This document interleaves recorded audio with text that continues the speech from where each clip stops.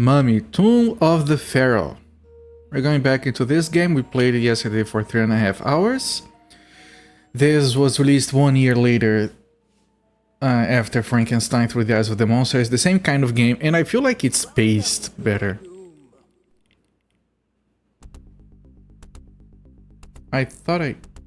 Right, it's from the song, okay.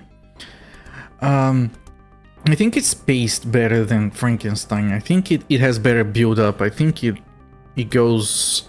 I think it's overall more interesting. As much as I liked Frankenstein, the thing about that game is that it has a very interesting setup, okay? Frankenstein's played by Tim Curry. You're the monster, you wake up on the slab, at his lab, like you have just been brought to life. And then you're just kind of walking around aimlessly, like, what do you want to do? What is your goal? What is your motivation? The game is very open. Like, there are a bunch of interesting scenes and developments, very interesting set pieces all throughout, but ultimately, like, it's like you don't have, like, a goal. Like, eventually, you know, near the very end of the game, okay, there are kids in the castle, one of them is our daughter. We want to save her, she dies, we want to resurrect her, but that's like the final 10% of the game. The rest is a bit more aimless. This one has a lot more build-up. I feel like it has better storytelling.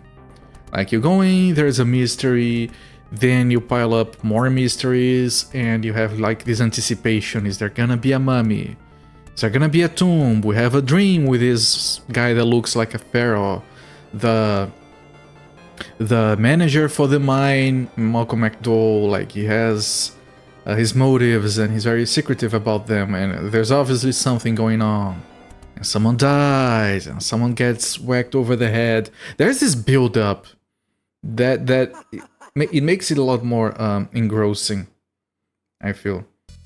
So we're a bit stuck. We finished the last stream. That's pretty much like Musi Fate's intro to the channel. When that alert plays, you know he's on the channel. Welcome in, Musi Fate. So yeah, I'm a lot more interested in this one. Like, it doesn't have as much shock value, as much like interesting stuff to look at for now, but it's drawing me a lot more. Like, I really want to see where it goes. So we finished the last stream. I was stuck. We have to... We have to figure out where to go, what to do. I'm gonna do another round, see what we can learn. And if I am truly stuck, I'll get the first hint of the game. I finished Frankenstein with 2 hints. I don't like them, but it's better than spending the entire stream walking around, I suppose. So let's move over here. 3 hours, 35 minutes. Windows 1996. So yeah. Let's get the show on the road. Start the timer before I forget.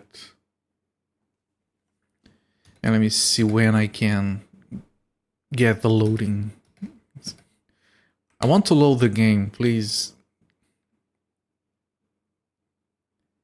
You have to wait for the game to start first. At least it doesn't open to like a cinematic like Frankenstein.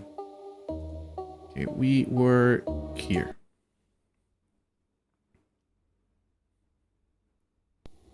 Right, timer is started. We are underway. This... No, this is correct, okay. So I'm gonna do a full round in here. I have one hunch that I want to check. You applaud the stream title. He did warn us about the clap, okay? He said, I don't remember the exact words, I might like replay this game on my own time just to record and make a new alert where Malcolm McDowell goes, yeah, be mindful of the clap, it's going to drop your member clean off.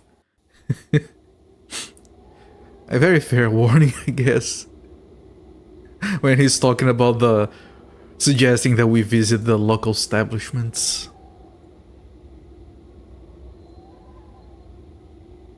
Alright.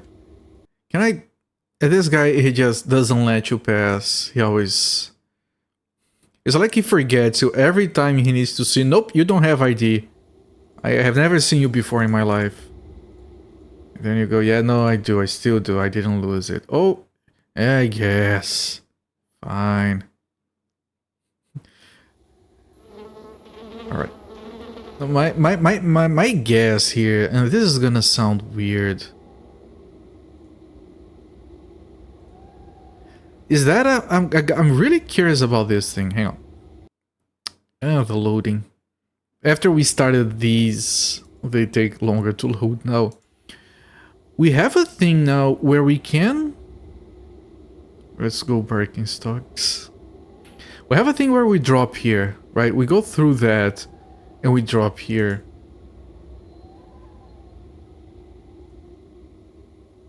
And I can actually look up, I didn't realize that. So we can drop from here. And I was thinking before this stream, what if we could push something in here? Like a cart or something that we can't climb into for whatever reason. And then we drop on top of that and we find an item. I don't see anything around. This might just be kind of an escape route for later. Now, I'm pretty certain that once we get the key for the fan control, we can disable the fans and then we can go straight down into the mine shaft from these. Of course, we still have to open them.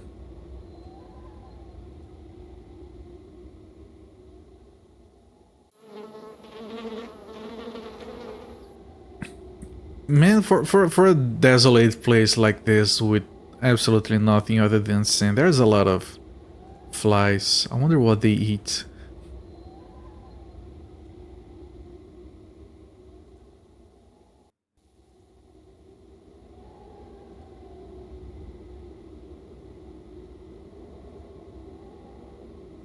Yeah, I could go back into the mine.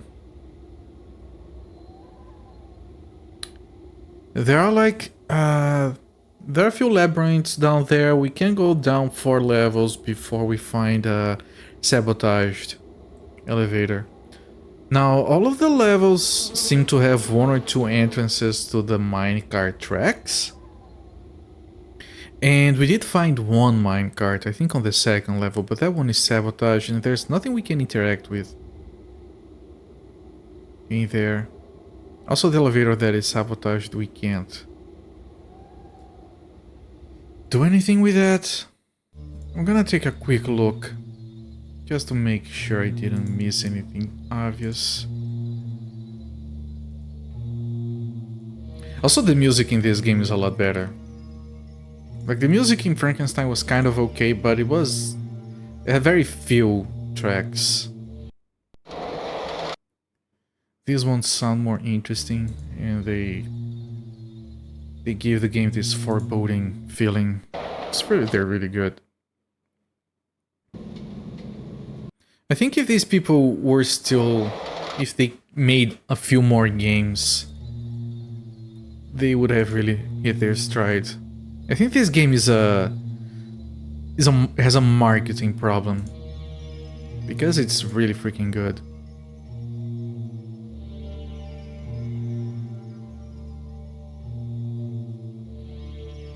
Which is a shame. Like, I haven't seen anyone mention that they knew this game. Some people said they had played Frankenstein before.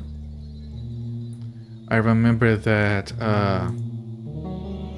Macaw had knowledge of this game. Nukem had played this game.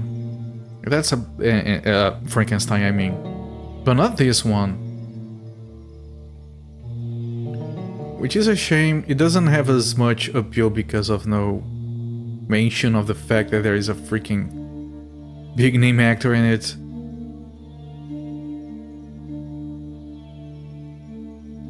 Yeah, no, it feels wrong to me that people know about Frankenstein and not this one. Another entrance, crap.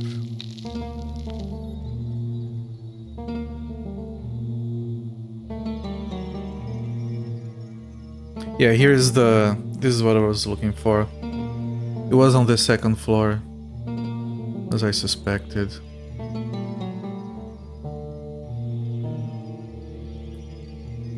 Now, I can look in here, but the finger pointing forward goes all the way here. But I think even if I click here, it's going to take me to the other side. Yep. Now, I assume I could get access to different areas if I fixed this cart.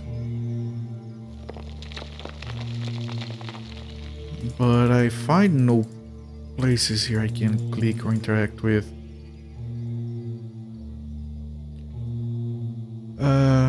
Well...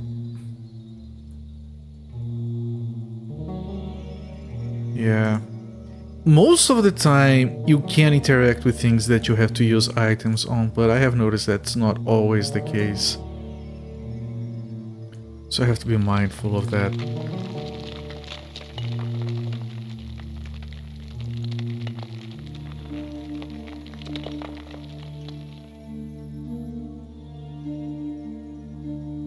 And test everything anyway. What else? Well, I could try this.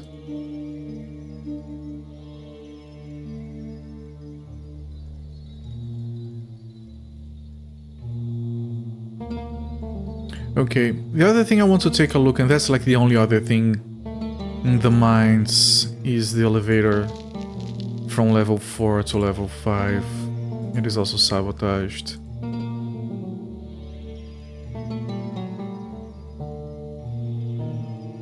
And I really feel like, because I say that because of the dream we had with the Pharaoh guy laughing at us.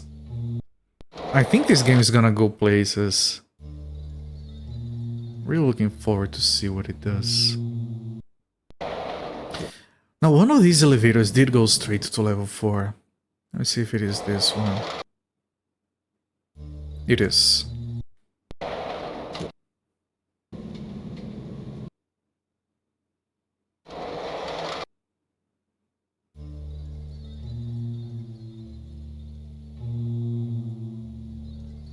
If I'm not mistaken, it was like on the middle section. They had that elevator. It was a different layout for level 4. Obviously not here, this is a dead end, but...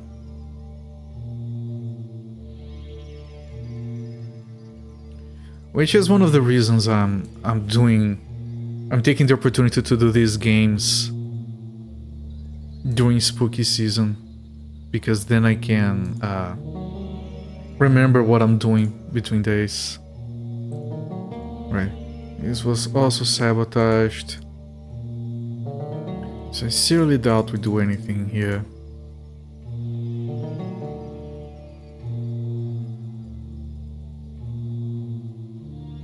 Right, maybe we throw a rope to go down. Right, this is not a rope, this is like a necklace. I have absolutely no idea where you could possibly use that.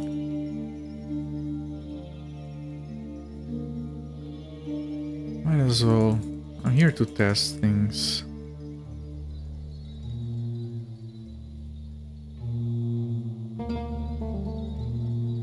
Okay, so I think it's fair to say that there is nothing we can do at the mines right now.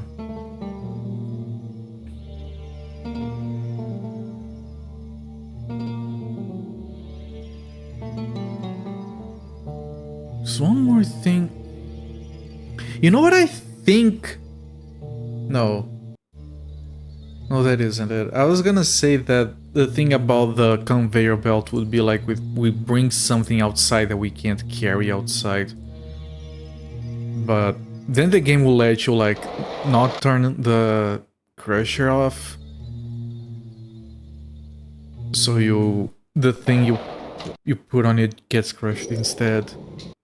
Also has like all those elaborate animations for going up the conveyor belt.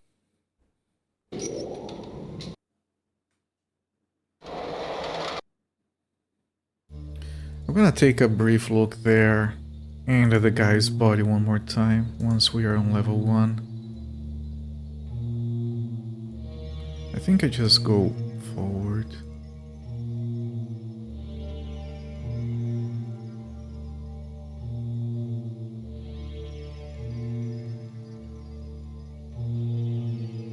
I think this is the correct one.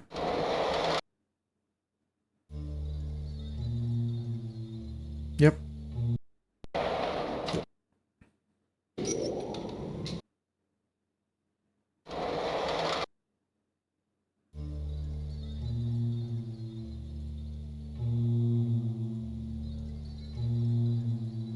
Nope.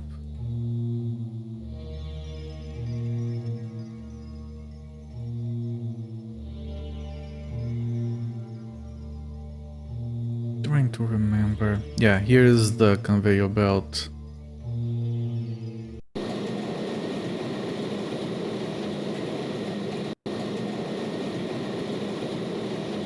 Like there is like a chance that we put something on the minecart and then we send the minecart over here.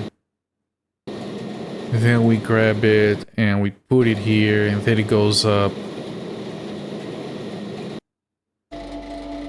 Yep, I didn't actually want to do this. If this is the crusher that is disabled, I can't do anything other than move forward. Then you have the chute. This is already outside. And this is that dirt pile outside that we saw before. I'm gonna go down there again just to take a look at the body.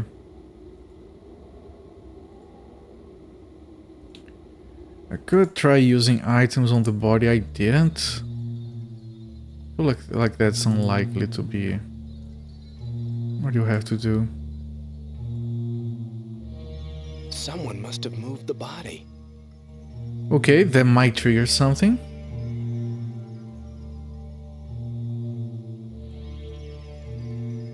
Can we use anything on the blood? Probably not.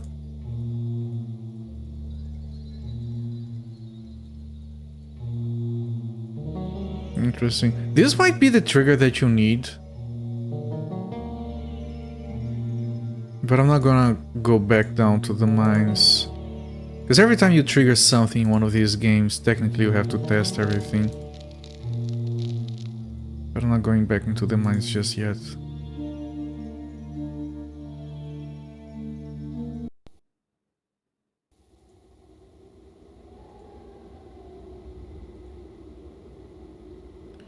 Just because it's right here.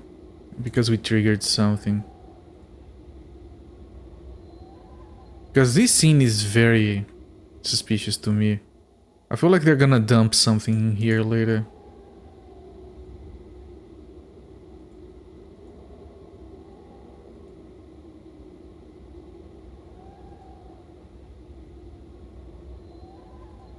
Right. Now technically we have to do a full loop and check everywhere. So I'm gonna start here.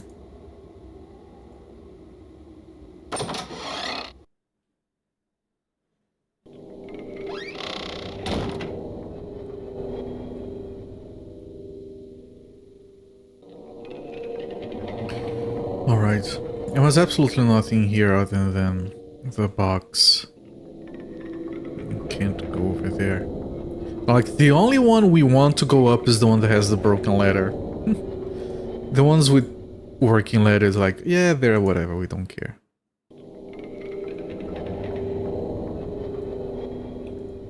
Okay, the box is empty. You had a secret compartment, we got a scroll from it.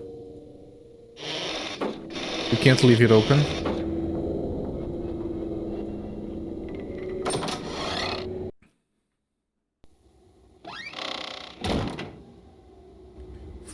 Of course, there's always a chance you come out of one of these and you find Malcolm McDowell again.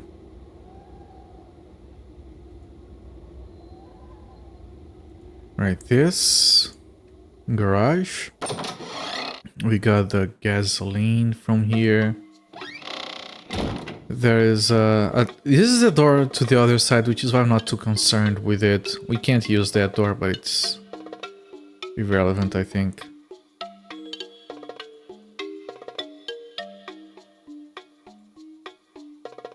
Over here we got an item. I don't remember which one it was.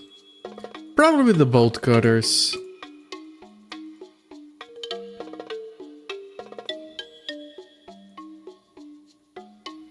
And this is where we got the gasoline.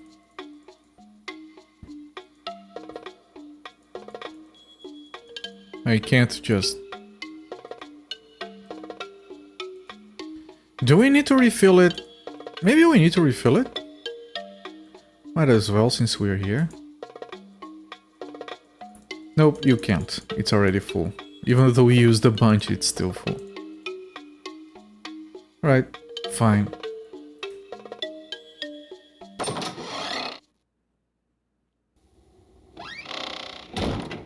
Then we have the electrical closet over here. We have fixed the sabotaging in here so we do get power to the mines. And we're gonna have to come back here to disable the fence later. So this is working. This requires a key.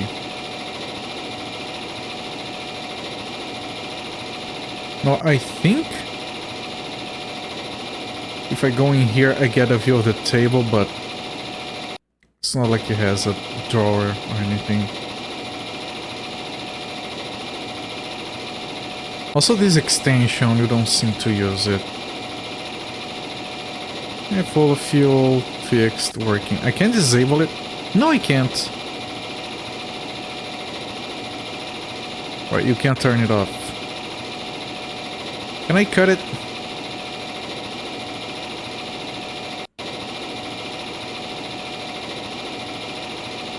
Nope.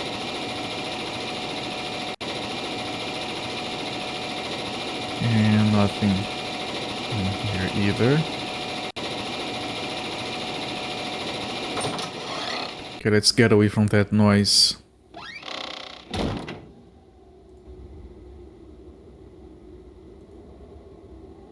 Right. Let's continue going around. We have these on our right. The keys I have don't fit. This one is still locked. The one on the left.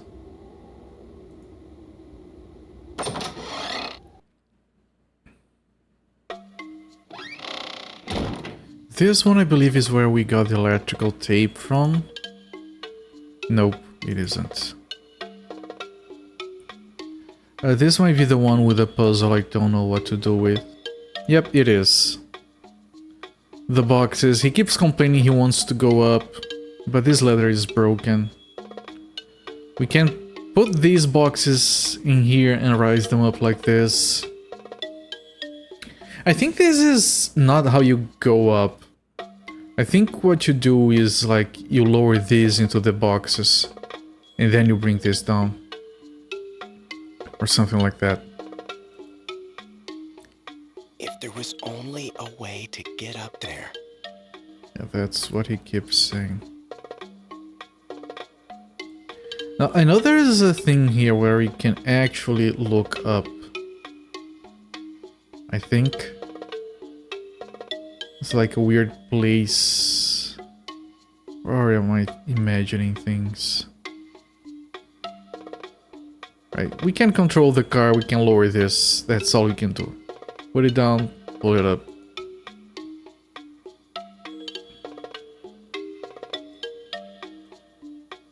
If there was only a way to get up there.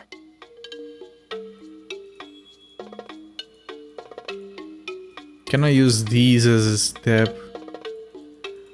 I don't even think I can interact with this.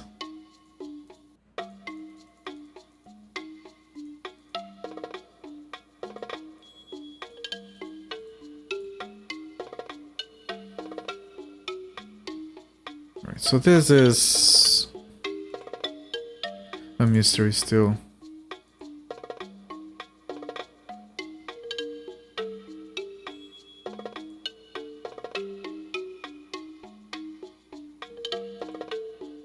This comes back here. There was only a way to get up there.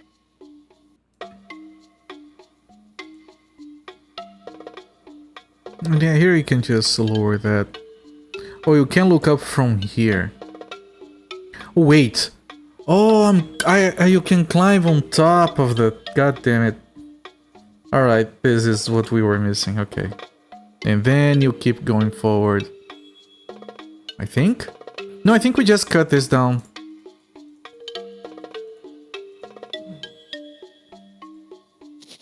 Yep. Again, that one you... that one you don't interact with. Like, I didn't get an interaction. Oh, I can go forward. Oh, you cut it down so you can grab the ladder. We don't want the actual box. Oh, we swing. Oh, how fancy. We swing on the thing. And I can't leave. I can only go up, okay. Alright, fine. We figured it out. Here's the... Yeah. I did mention a rope to go up somewhere. Where was it?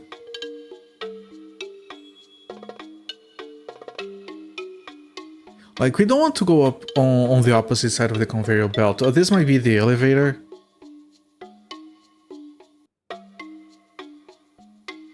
Is there anywhere else other than the elevator?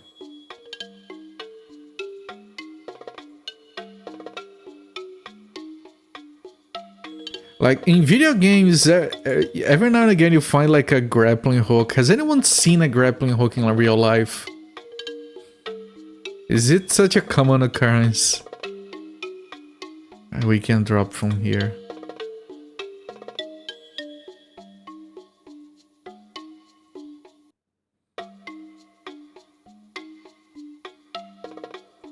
No, yeah. That's like one of those... For all the video games that you play, when was the last time you jumped? No one jumps in real life. You would remember if you did, of course you would. But yeah, Frankenstein also had a grappling hook. He had the hook, and then you put it on the rope later. That's actually always fun when you do that. Alright, is there anywhere other than the elevator shaft? I don't think there is. I'm gonna test there first, because that's the most obvious to me. You have seen one, alright. They're not common, no, they don't work videos. Of course not. Of course they don't. I'm sure, like, because in movies they throw it, it always loops around and gets hooked into itself neatly. Without you pulling pressure on it. You have to keep the rope taut for that thing to work. So, like... And the likelihood that it can actually support your weight is a little bit slim. Friend probably had it because of how popular they were in the 80s movies rather than video games. It makes sense. As a good reason to have a grappling hook at home. I was gonna use it on the guy. My bad. Hi. You just want some idea, I'm sorry.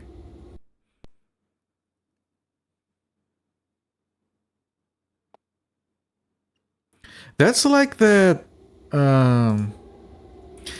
thing where you I don't know what it's called in English. The thing where you get two cans and you link them with a string so you can talk to the other person. That never worked. Like why do they talk about that thing? That thing has never worked.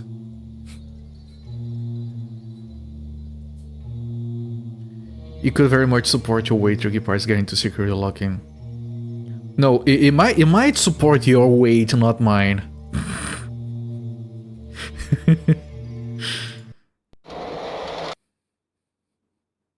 Just so we are clear.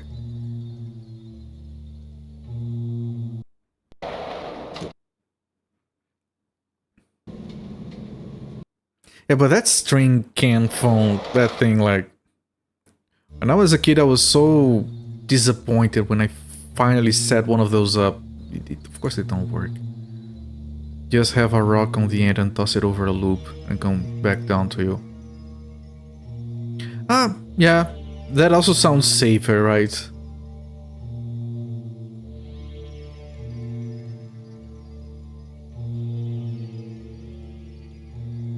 Where is the other elevator?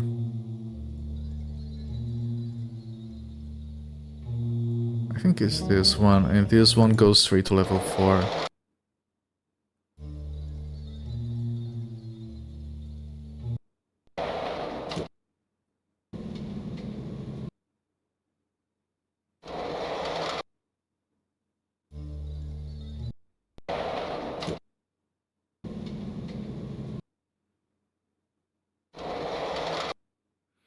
And when we were kids, we had fun with the simplest of toys. I don't know why I'm reminding myself of this, but I think it's the next one. When I was a kid, one of my favorite toys was this very simple setup that had like a small plastic soldier or something, and it had like these strings connected to this like a plastic bag with a hole on top or something.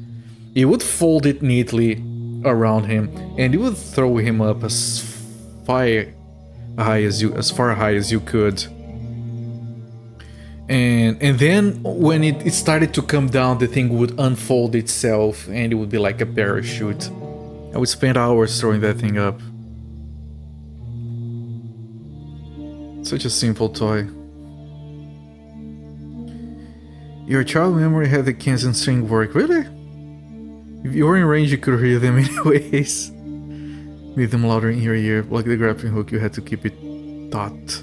I think you got it correct on the first one. You had one of those parachute guys. How you got your first stitches? You want to know how I got my first stitches? I was a kid, I fell chin first into a stone table, and then I ripped my chin open. I don't remember this, I was told about this. You know when I was told about this? Several years later, when I slipped and I fell chin first into one of those kiddie pools, splitting my chin open again, and people would say, "Oh, almost in the same spot as the previous one." What do you mean previous one?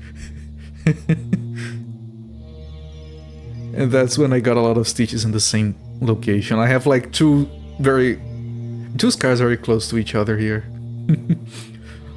One of the most fun gifts was when your parents got a new refrigerator. You took to the hill in the backyard, you got a huge cardboard refrigerator box. Oh, fine. I rolled down the hill, three of you on it at once. That's... We played so safe as kids, right? No way to get hurt. Chin stitches too, tripped and hit pavement while chasing the parachute. I thought when you told it, I thought the guy had hit you in the face or something, which was a lot funnier in my head. Little Kravitz just ow.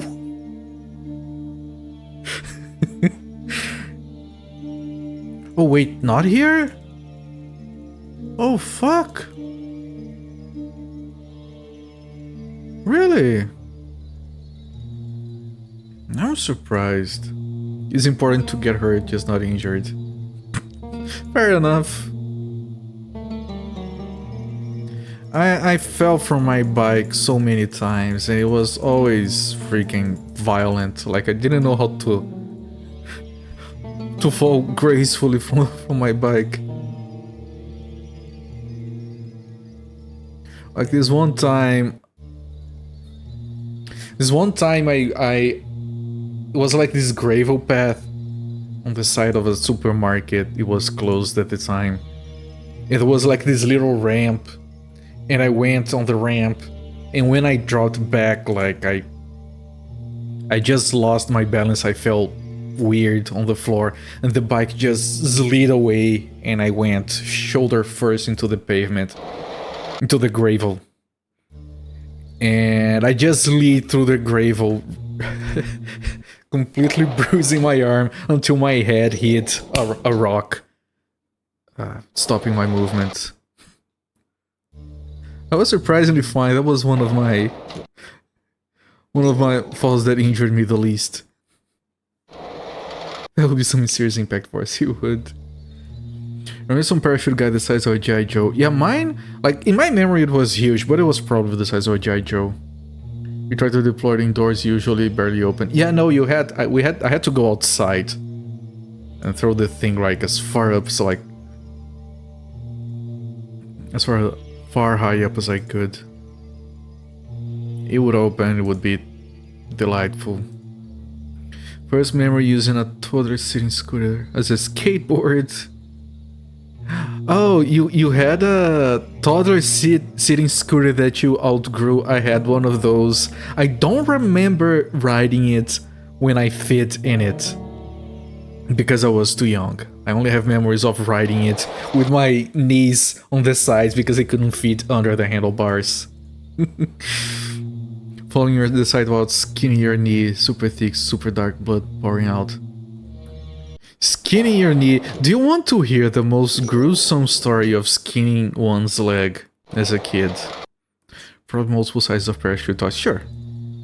Yours was G.I. Joe style. Was a little shorter than a pen. Yeah, I'm pretty sure mine was larger than that. So here's like my gruesome removing your skin from your legs story. Right, not for the faint of heart. I mean, I was a kid, I ended up fine. Mostly. So around my building where I grew up, they had these grates. Like they were like this wide and very large in blocks of concrete with small slits to drain the water down. You saw a little white in it and then you freaked out. Yeah. So, and they had these small slits to drain the water, obviously nothing that you would like fall your head in, was like you could barely fit your fingers through it. And I was running around the building, we're playing, whatever. And the way these grates work, they were like steel frames with a concrete built around the steel. You didn't see the steel, right? You just saw the concrete. And one of those, the concrete was broken. And the steel was also broken, so there was a hole about this large, a little bit wider, with concrete, rough concrete on all four sides, and possibly like pieces of steel peeking out, I don't know. And I was probably like 8 years old or something. I was running around the building, my leg just goes straight down into those, just up my leg. My entire leg was red and blooded. Just all around, like it was like a perfect fit of my leg. No, not the bars, the concrete. I got basically a concrete sock all the way up my thigh. Scraping the thing. I don't think the steel bars dug into my skin, not that I remember. I would probably not have my leg if that had happened. Okay, I want to look up here and I want to see if I can throw the thing up. If I can, that's like the dumbest thing ever because it means you can go back in from here, but okay, it's not that dumb. Thank you. So it's not on the mines, I have to find somewhere else. Also yikes, but less. Yeah. It hurt like a bitch. Man, I hurt myself so much as a kid. It's fine, it's part of growing up. I remember this one time at school. I was running through the patio, just while the band on Little Cooper just running. And it was this part that had like these trees, so they kind of blocked your vision. You couldn't see around yourself as I ran through between them. And this other kid was going across, I didn't see him. So I just tripped on his leg, and I was running at full speed, and I went forehead first into the concrete. Like it was like the size of an egg, the thing on my forehead. And I swear to God, this one time I was under... I don't know what is it with concrete, everything is concrete over here. There was this shelf, made of concrete of course, on the wall, that had like these, you know, those porcelain tiles around it, so it had very sharp edges. And I was under it, crouching, because there was a chest, I was grabbing something. And then I go up and I put all the force of my legs pushing myself up because I forget the goddamn shelf is in there. And I swear to God, the corner of the concrete shelf just straight into my skull. I swear I had a dent for like a few months at the top of my skull. I would rub my finger and yep, it feels like a hole in here. I'm sure it's fine. Alright, where do we use this then?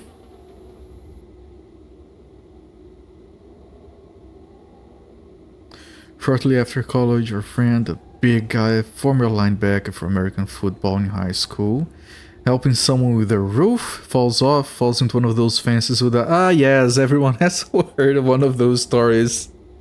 Halloween style. Neil's cervical fence pulls spike every 10 centimeters, impulsing right under the armpit and through his whole upper arm. Yeah, and I turned out just fine, or so I've heard. Yeah, everyone knows a story like that someone tells them, that it goes through the arm socket and somehow it's fine. It was over just a little bit, could have gotten his heart. Oh well, yeah, that wouldn't have been fine. Wonder if one of these I use it to go up. Like in the armpit, out by the elbow. In the elbow or shoulder? To give a better idea. Yeah, no, I get it. You said it right. Oh crap! Yeah, that sounds gruesome. He was... Hand was elevated. Oh, I get it. Usually when that happens, the guy just stands there, what's going on? And then he looks at his arm and then he starts crying. When he realizes. Because adrenaline makes it so it doesn't hurt at first. I have don't fit.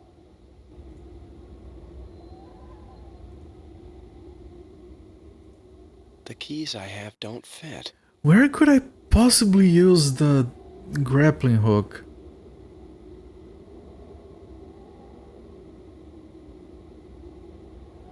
Was there somewhere I could look up? I have a faint memory of looking up somewhere. You weren't there, I just saw him after the patching up with stitches and staples.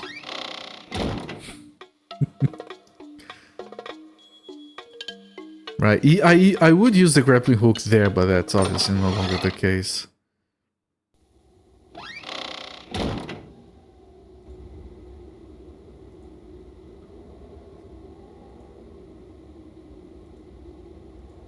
The keys I have don't fit. I wonder...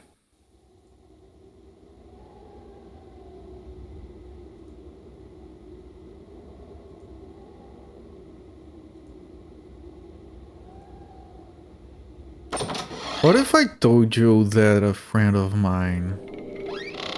Since, you know, we're doing ouch stories in here. A friend of mine once broke his finger, okay? That's fine. He goes to the doctor, they patch him up, send him on his way. He comes back, I don't know how long later, like a week or something. And the doctor takes a look and, yep, that... I'm sorry to tell you, sir, that healed wrong. So I need to break it again. and the dude like removes the bandages, whatever. And he goes like, yep, just look away, okay? And he goes, pah, on his finger. And then he goes, wait, I have to do it on the other side as well. Pah, on the other side. Alright, we can patch it up. You're gonna be fine, don't worry. His hand was fine later. But imagine just watching the doctor going, yep, not the other side.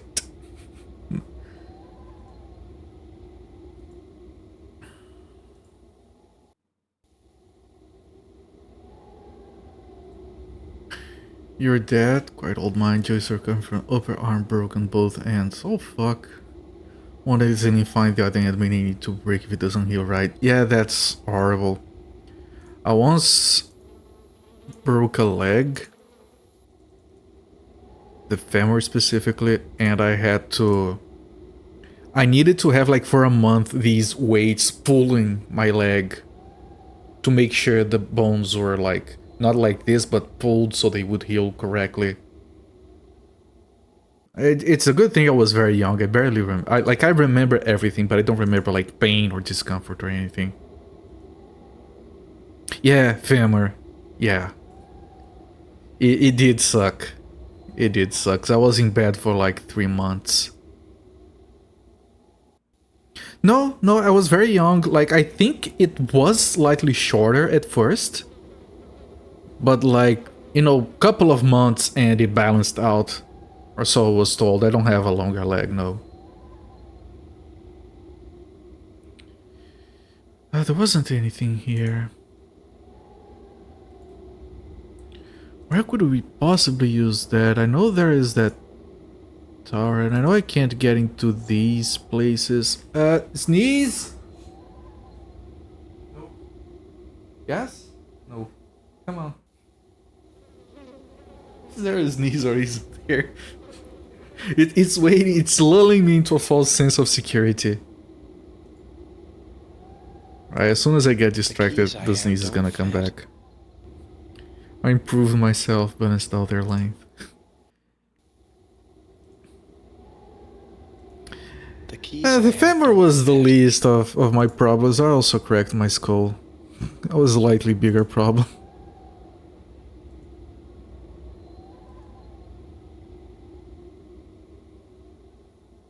Oh, there is this. Okay, I hadn't noticed this before. Can I approach it? I can't. If there was only a way to get up to that window. I hadn't seen this. It didn't matter because we didn't have that thing before. Just like Jackie Chan. You think I've mentioned that? I might, yes. Yeah, I know when I mentioned that, when we were talking about hair, and I said that the reason I didn't shave my head is because of the scar that I have at the top of my head. Clank. Yep, firm, safe and sound, perfect. Grappling hook, very stable. There we go. I'll put the rope back in my backpack and take it with me. You have to use this somewhere else later, you dumb fuck. Okay, there's a ladder going down here. Ooh, what is this? We can... Here's the window, we can't go back through it.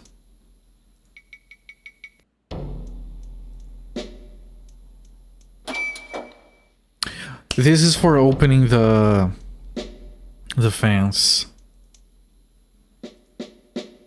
Can I grab all of them? No, we just happen to know that that one is the perfect size. Okay. Grappling hook, could hook on the propeller and you could pull it to get started. I think I've seen that in a movie. Pretty much convinced the grappling hook can solve every puzzle.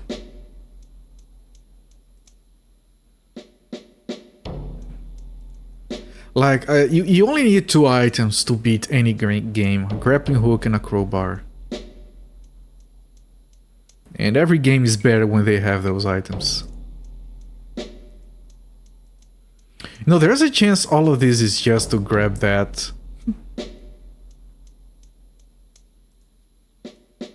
But then again, we can't leave that way. We have to leave that way. So let me check here. Rubber chicken with a pulley in the middle. Man, that one is a classic. Crowbar as a makeshift grappling hook. I'm pretty sure I've done that in some game. Okay, this is just decoration. They got like a free 3D model with their toolkits. You probably got like 3DS Max back then, and they came with a free airplane. They just put it in here. Right, I think, yeah, no, that's just for that. Okay.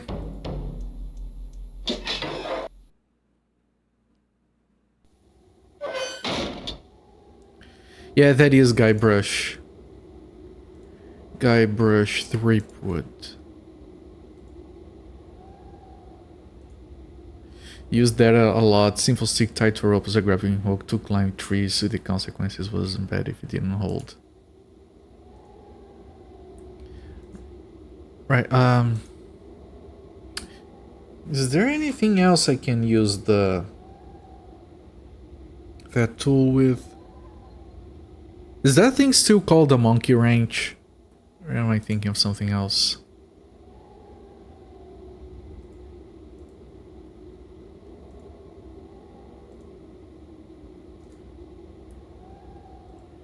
We call those over here a mouth key because it's like shaped like a mouth, I guess.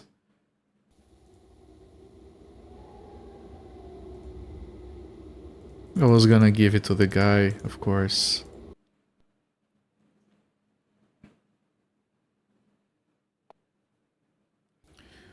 Monkey wrench, big pipe. Ah, right, the one. Yeah, I know what you're talking about. Thank you.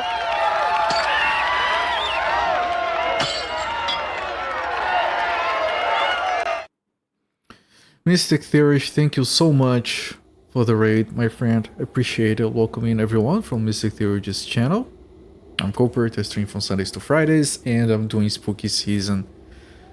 Doing an adventure game with Malcolm McDowell over here. Welcoming my friend, you're doing World of Warcraft. I stopped during Battle for Azeroth, and I'm not going back. I talked about World of Warcraft a lot over here. Guybrush shenanigans at Monkey Ranch. Yeah. I've only finished 2 Monkey Island games. Yep, that's how you open this. But I assume if I try to go in... Yeah, he doesn't let me. So either I find one that is disabled already, or I have to get the key that unlocks the control to the fence. You have only played the first 2. I've played one of the very modern ones, but I didn't finish it.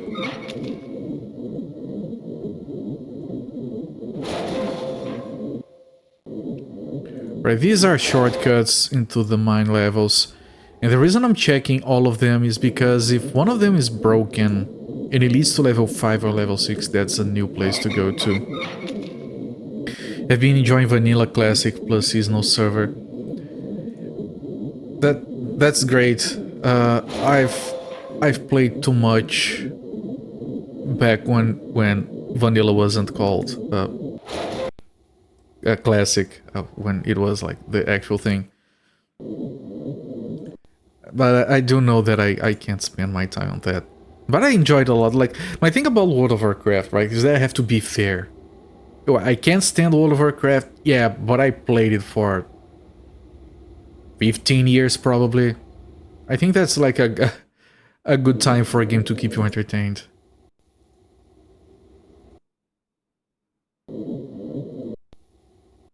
Got rig of rank decay, everyone can be rank 14 if you get enough honor. Ah, you mean like arenas? I remember doing that because I wanted the items and hating every second of it. Like, as much as I liked World of Warcraft, I always hated PvPing that. Guild Wars 1, yeah, we talked about that before. I played a lot of that as well. Ultima Online, World of Warcraft, City of Heroes, Guild Wars 1, what else did I play? I played a little bit of the original Lord of the Rings Online. I played a bunch of EVE Online, which was like it is a dumb mistake to make. Obviously.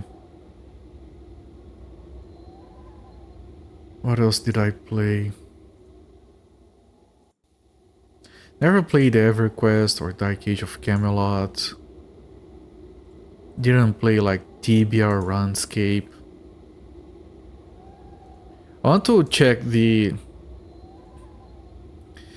electrical closet, see if I can't open that fan control somehow.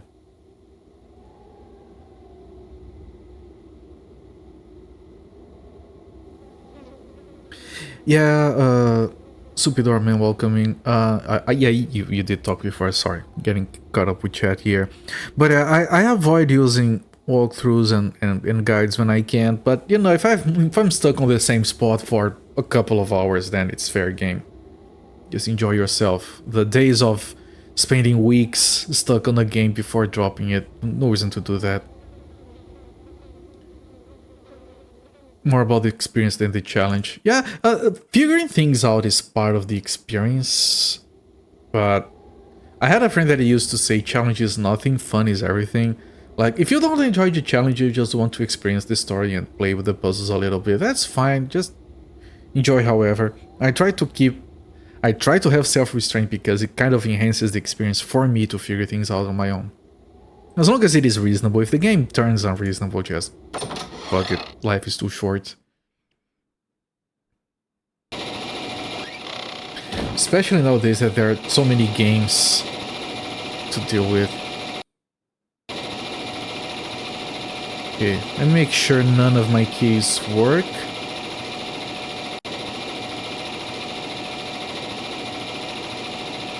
And let's make sure I can't use anything else here.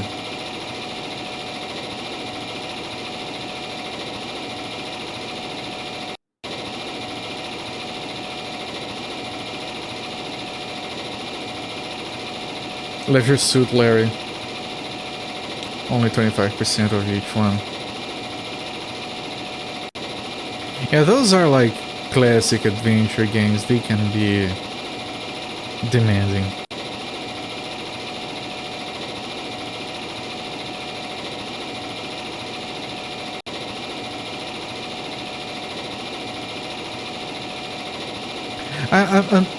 I think Leisure Suit Larry games are very charming and creative and interesting and all that. I find them to be annoying in their tone. I don't know, they kind of rub me the wrong way. So it's the kind of game that I go like, yeah, this is kind of okay, but I fail to keep my interest for too long on those games. It was like, I remember I played, when I was a kid I played this game called Constructor. I'm sure a lot of you know about that game. And I remember having a lot of fun with it. I tried to play it again recently and the humor in that game just rubs me the wrong way. I don't know why. I was like, yeah, I'm not feeling this, and I ended up just giving it up. Day of the Tentacle is one of my favorite adventure games of all time. Like, at some point I used to do a full playthrough of the game at least once a year. It was the first adventure game I beat, and that was back then. Zero hints, zero anything. It's very fun. It has good fun logic, not the annoying kind. I pretty much know the entire game by heart at this point. Got stuff with Sam and Max, Alligator Golf Beat, I think. You got stuck on Sam and Max. Yeah, I never beat the original one. I beat the first season of the Telltale series. It was very fun. Very reasonable to beat as well. Okay, so what we need is a way to disable the fans. Hello there, Jankito. Welcome in, my friend. You need to disable the fans so we can go to levels 5 or 6 on the mines. Now that we can open the things. Like, all that thing with the puzzles in this game are kind of linear. We did all of that thing with the forklift to jump across, to grab the grappling hook. Although the grappling hook we're gonna be using for something else, because we kept it. I want to take a quick look at these places again. Go down the Nazi hideout. Were there 8 of these? Ah, yeah, it's 6, 7, 8. Yeah. That's why the problem I have with this, now I realize, is that it goes 1 to 6 in this direction. And then it doesn't continue back here. It goes back there to go to number 7. It should be 1 and 2 here. And go up and then wrap around. That's the problem I have.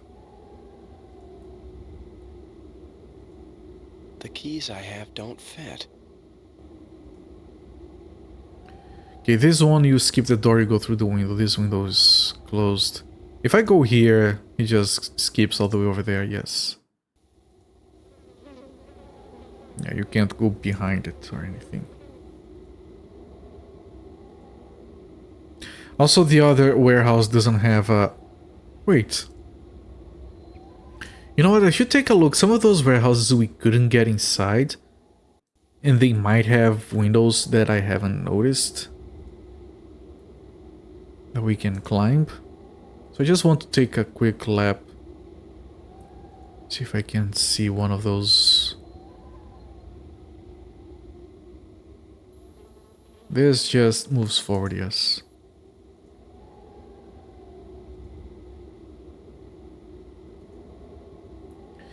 And the bits we remember from these games all those years later are the ones we get stuck on, right? Because you spend so much time looking at it. Like, my heart goes out to everyone that played The Dig and remembers the goddamn turtle puzzle. Screw that thing, man. That's where my last playthrough died. I love that game to bits, man. That would be like my favorite adventure game of all time if I didn't just get so stuck on it all the time. It's a very moonlogic-y game.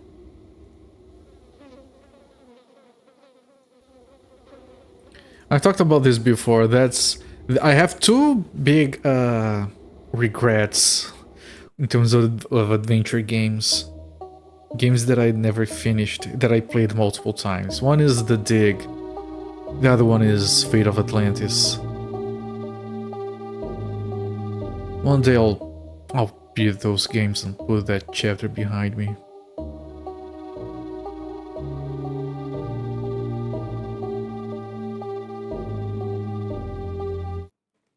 Mission Critical's all-time favorite point in Cliff's sole reason that you didn't need a single hit. Those are the better ones. The ones that are reasonable. Which is probably one of the reasons I like Day of the Tentacle so much. I beat it back then. I remember it came in... I don't know... 6 floppy disks? Maybe 3. It only had voice acting for the initial segment. And maybe for the ending or something. And I remember distinctly that the floppy disks were blue. Because a friend had the originals.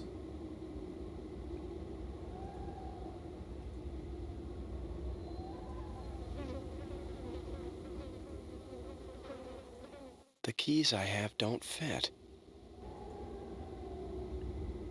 Okay. Recently started Last Express playthrough. Seems like an interesting game so far. Last Express does look like an interesting game, yes. Is that the Jordan Mechner one? Right, I'm not messing it up. I think it is. Was something Express?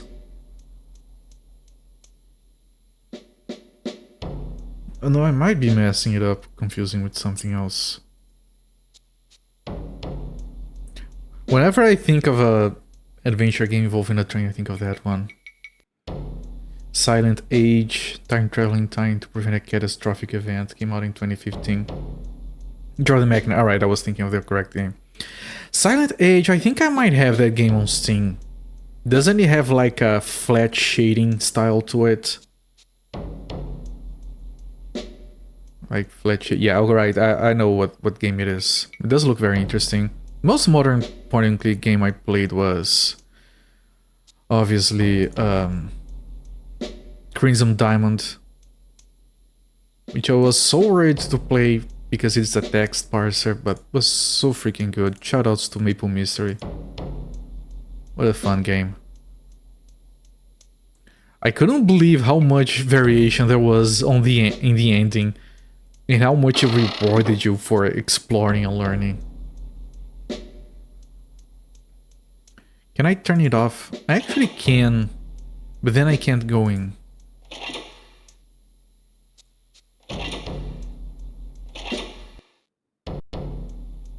Wonder if I need to keep it turned off.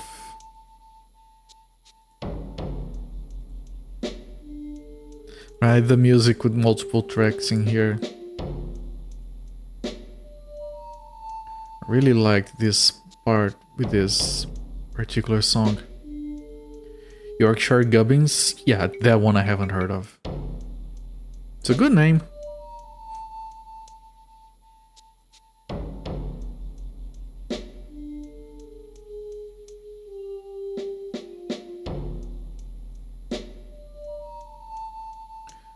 Broken Sword games were good, but I only really played the first one. I remember at the time being pressed because I think it had SVJ graphics. The animations were so freaking amazing. Yorkshire Gubbins, I'll take a look at that link later, thank you. I mean, I'm gonna take a quick look because maybe I might recognize it. No, I do not recognize it. Right, I'm gonna put it on my wish list before I forget. Thank you. Broken Sword Remastered. Yeah, people are getting up in arms because they're using AI to do the remaster. And I'm like, dude, they're using AI on their own work. Like, they're not using something trained by something else. It's fine, it's a tool, get over yourself. They're a small team, what do you want them to do? Not use the tools available?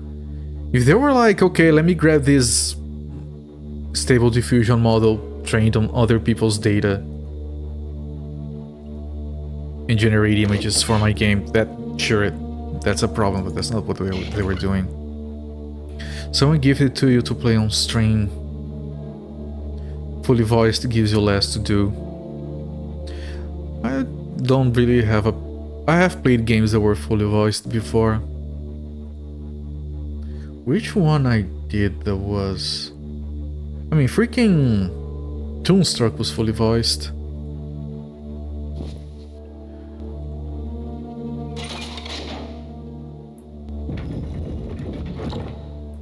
Can I grab the thing back? No, I can't. It's just turning on and off.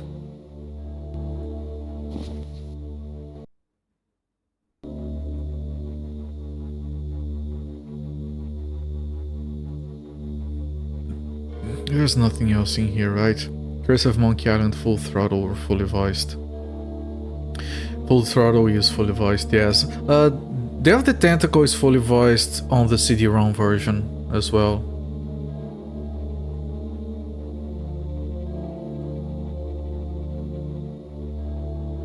Yeah, I can look a bit bad, not a replacement for better source if possible, like James Cameron remasterings. Sure. We talked about the AI here before, and I think that part of the problem is that we call everything AI, and none of it is actual AI anyway.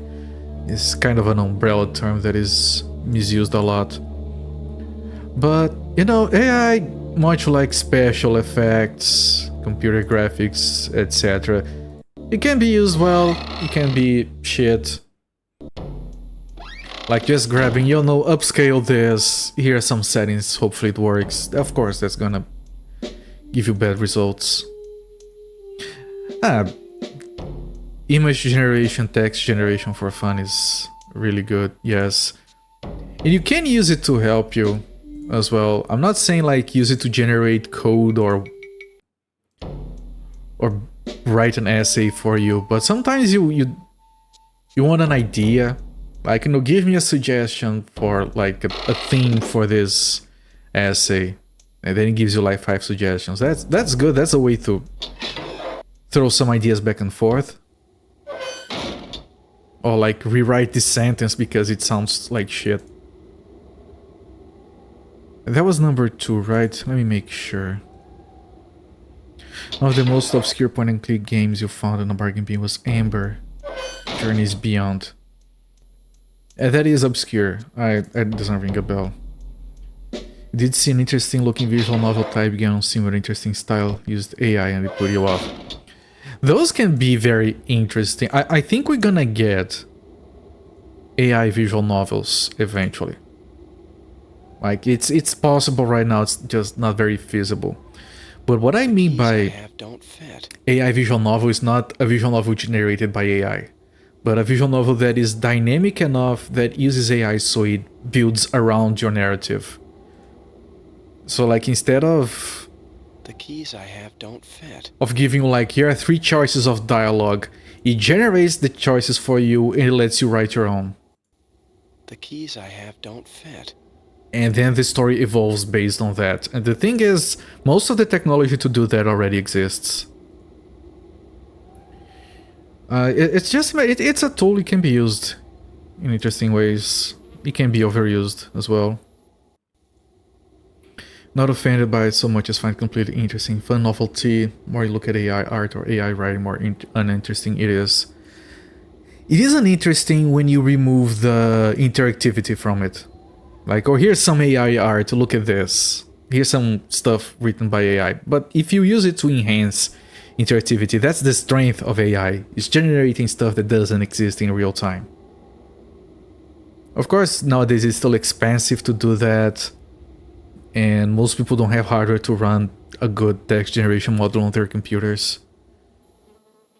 So you're kind of stuck using online services. But I think there's gonna be a lot of interesting stuff later. Amber Journeys Beyond was fun. Sarah tried to make their own version of Myst called Lighthouse, the Dark Being. I think I've heard of Dark Lighthouse before. Person did it, there's thought in all the little things, and those little things build up to something interesting. Only talking about the raw use of it. Combined some way would be cool, like a person still writing, arting, maybe directing. Let me put it this way, Musifate. You can have someone write a bunch of plot points and craftily detailed characters. And have the AI build the interactions between everything. Still trying to connect the plot points to the end. But it would give you the chance of having every time you play an actual unique adventure. Don't forget that this stuff is still in its infancy. We're going to get I'm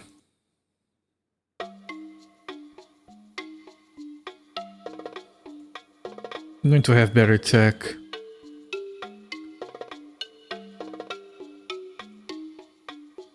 As time moves on. Still haven't found the disc with the map to the mines. A lot of great adventure games that bargain in the late 90s. Yeah, adventure games in the early 90s were like the first person shooters of late 90s and early 2000s. Everyone was trying to come up with something interesting. A lot of people were just trying to copy what was successful, which is boring of course, but a lot of people did a lot of interesting, unique stuff that got overlooked. Maybe there's a way to integrate it, just finding it. That's perfectly fine, Musifate. Oh, the guy's here. And like I said, people use AI as a sledgehammer, and it's just tasteless and pointless. It can be used in interesting ways, it's just rare still that people do that. You like to use ChatGPT to write songs, get Sunu to sing them, then make a few edits. Prefer to think you're producer rather than creator. Well, sure. Like, it's a tool, it's fun.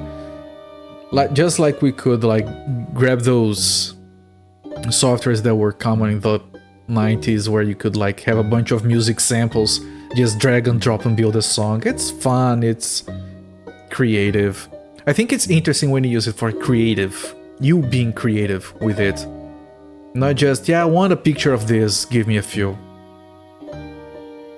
It can be very fun to write stories alongside an AI, because they can give you interesting plot points and all that. Shadows of Doubt.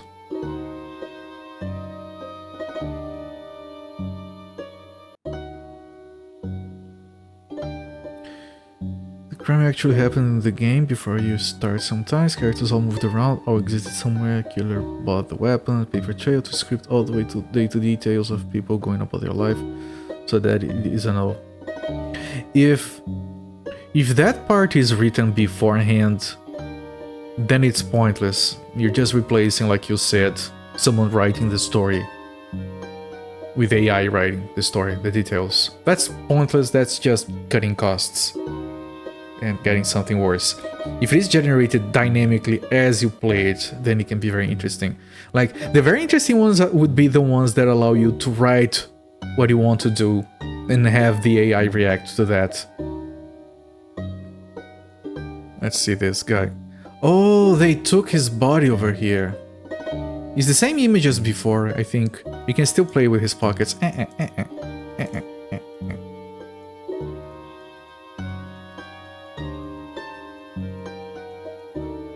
Who would have brought him in here?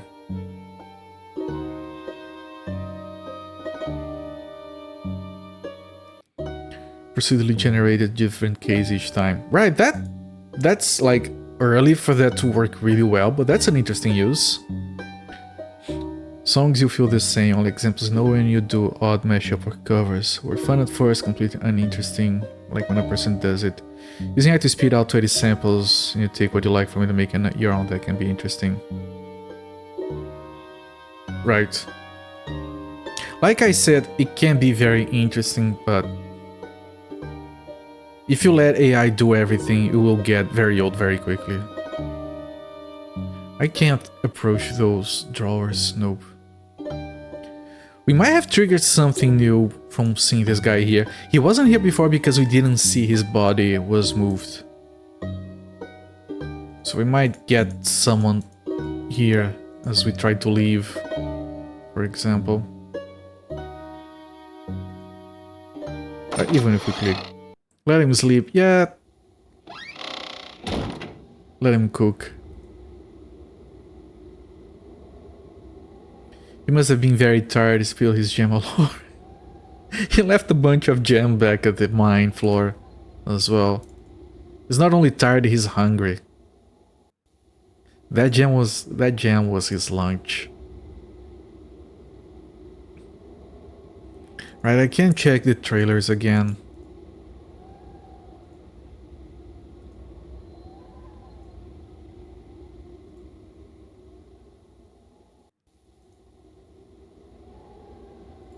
Shadows of Doubt is pre-AI, procedural, but AI could enhance procedure if you have a person write that. There's a fixed solution, that's nice.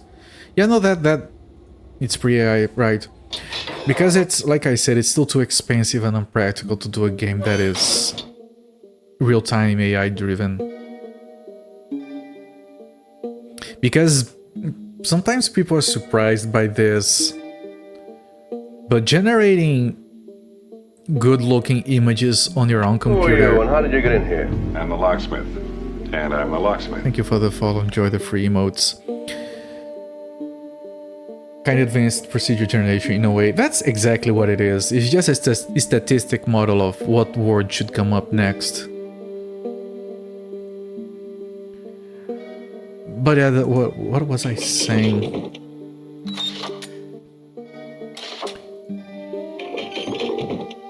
The thing is, people are sometimes surprised by this, but generating an image on your own computer is easy and it's not demanding with a stable diffusion model. Good text generation takes gigabytes and gigabytes of VRAM.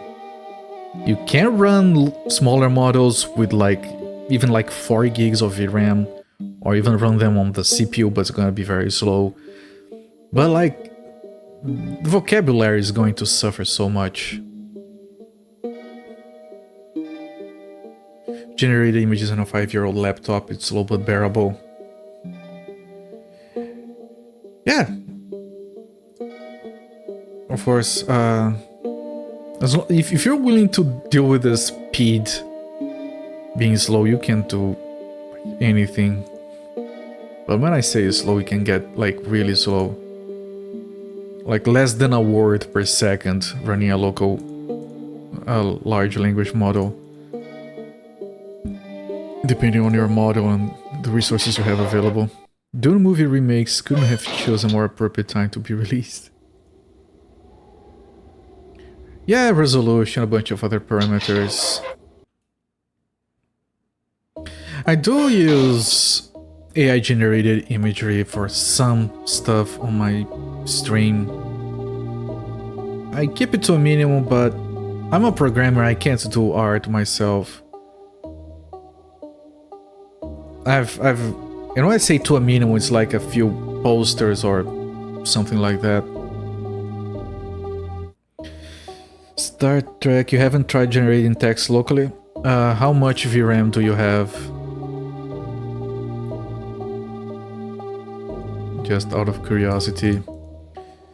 Star Trek course producer of this computer, make me a simulation of this detective series, make an interesting case involving these characters. Yep, you can do exactly that. Describe a bunch of characters and have them interact with each other. Depending on the model that you're using, it can be surprising. Thou shalt not make a machine in the likeness of a man, it's an abomination. I shall not make a man in the likeness of a man, either. It's a good thing for stream. Yeah, it's just a few art pieces like that spooky season poster that I have.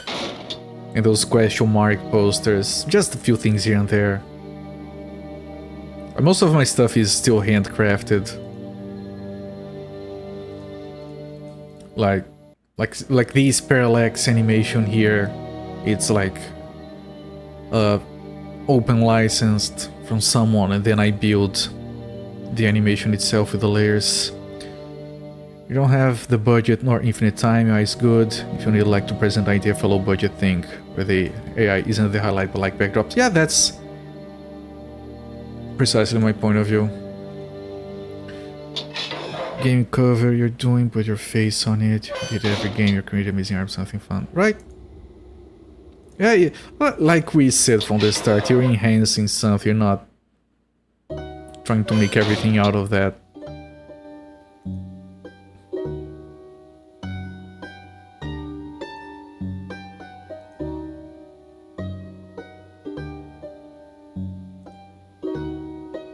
The note is still the same, yes.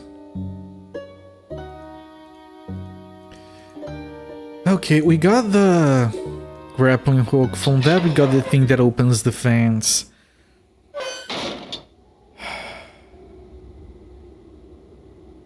Okay, I'm stuck again. I want to find the disc with the map of the mines. I do feel like I have looked everywhere.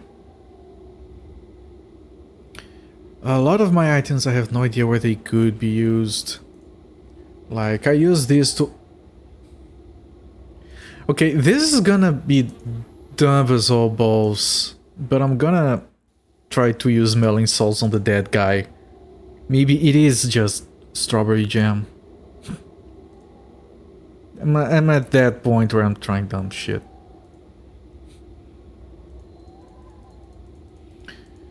So does it mean you get to use AI for only art and you use AI for only programming? No, I have used AI for programming, but not to write code for me. I've had it a few times to be like, this doesn't work and I don't get it. Can you give me an idea, because I've already searched online and I couldn't find anything. Or like, I found this example and it works, but I've read the documentation and I don't know why it works. Can you clarify? I've used it for that, not for writing code. And I have been using it for text generation, for recreational story writing every now and again. It's actually a lot of fun. It's fine. My use of it for art is very, very sporadic. Like, I did a bunch for like out of curiosity to see. Sneeze? Easier to sneeze now. Every time I'm on this part of the map, I want to sneeze. There's something here. Like, I've used it very little, mostly out of curiosity. Where is the other? No, this is the one that... The keys I have don't fit. Well, I haven't been up the tower in a while. Sneeze? Finally! That took like 30 minutes to build up that sneeze, holy shit. Light can trigger sneezing. He can. GG sneeze. No rematch.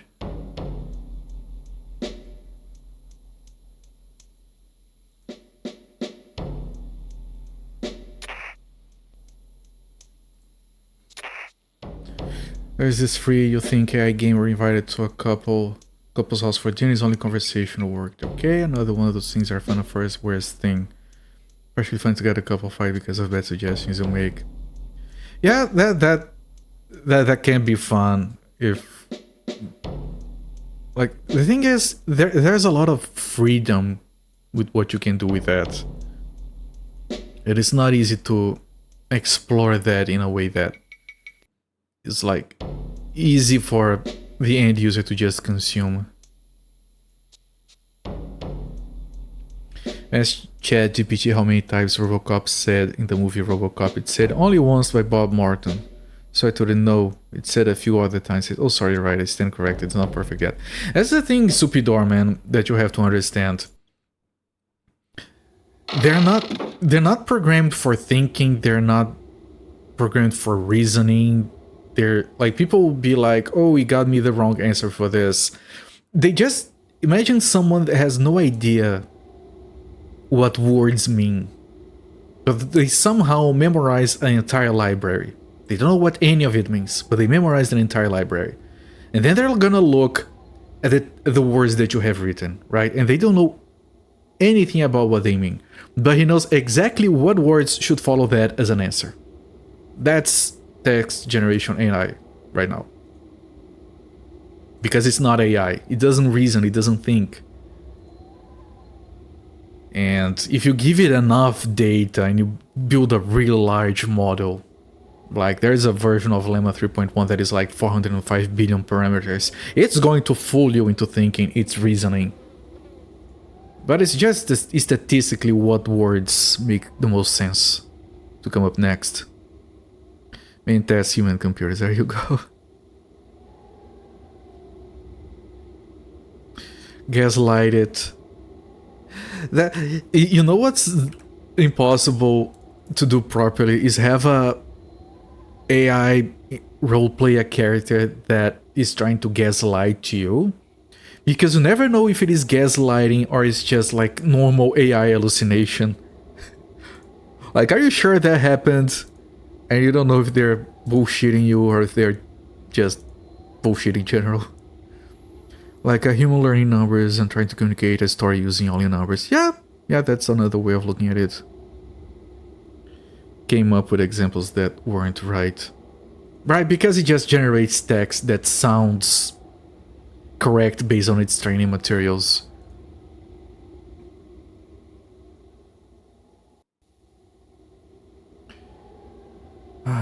Which is why it sounds like black magic when you give it like a base 64 encoded string and it decodes it. It's not decoding it. It's just like it has so many parameters on its statistics that it can't somehow do that. It's kind of freaky. Okay, I'm stuck. I might look up a hint. Let me do a quick recap. We did do the puzzle with the forklift. From that we got a grappling hook and the wrench.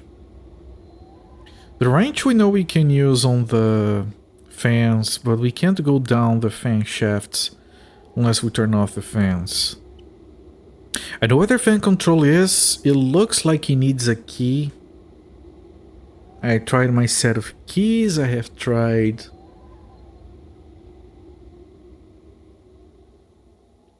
that knife, dagger, whatever.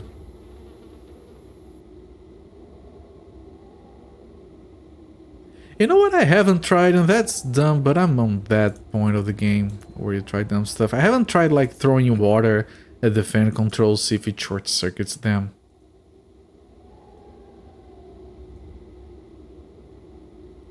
Wadlock.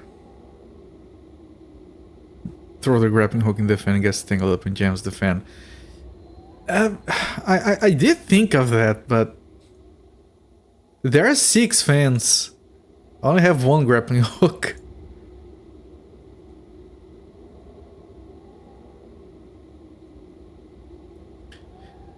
They pretend the pyramids are in the middle of empty desert in this, so I haven't seen any pyramids, no. So they haven't pretended that yet. Tie the rope to the doorknob, stick the grappling hook in the lock, then slam the door shut.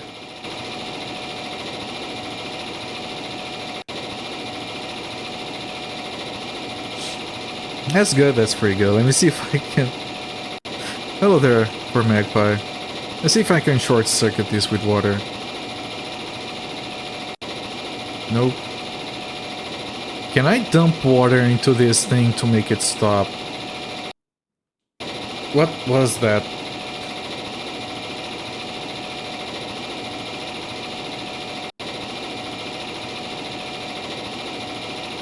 Because if I could turn this off, it would shut off the fans. But I can't turn it off. It would shut off the lights as well, and that might be a problem.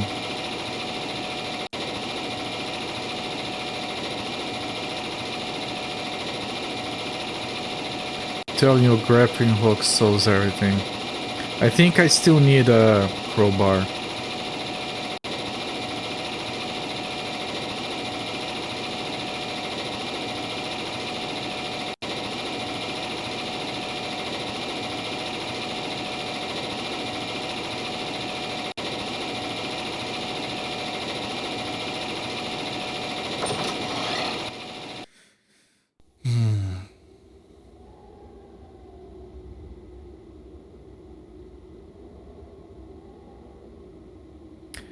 That guy, why is he on the infirmary?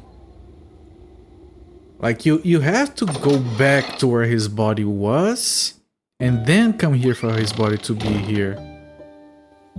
So that's like a few triggers before he is in here. I feel like this should be relevant.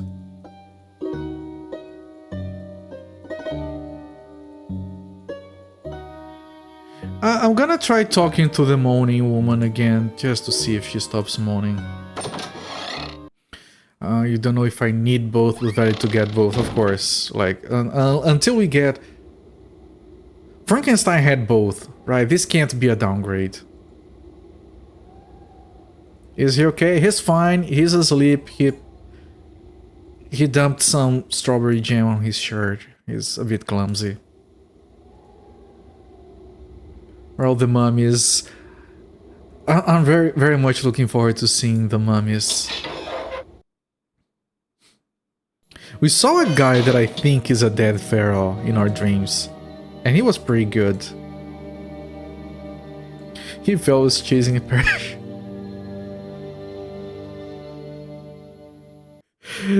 Yeah, he threw it up, it ow, fell on his face.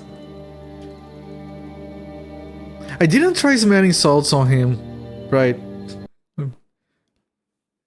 Is she gonna moan? Yes. You can't skip the moaning.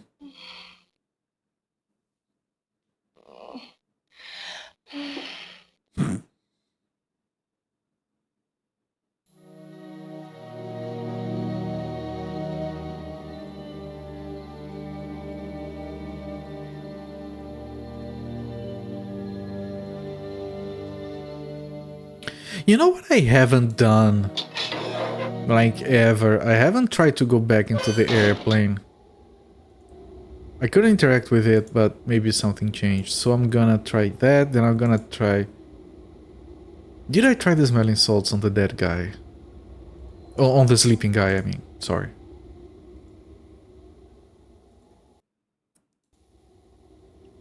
Well, it's on the way to the airplane, might as well.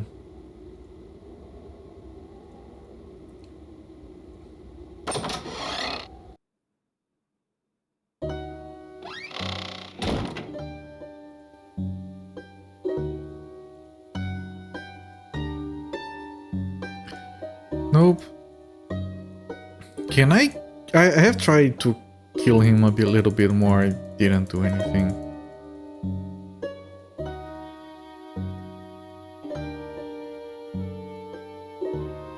Can I revive him by putting this on him? Can I put this color on the woman? The problem is if I can't, I'm gonna have to wait for her to finish moaning again. Which is why I haven't tried to do anything with the woman. Every time you approach her, she's like, like, they have, I don't know how many, like, I think it's 50 minutes of footage, and 5 of those is her moaning. What a waste of space.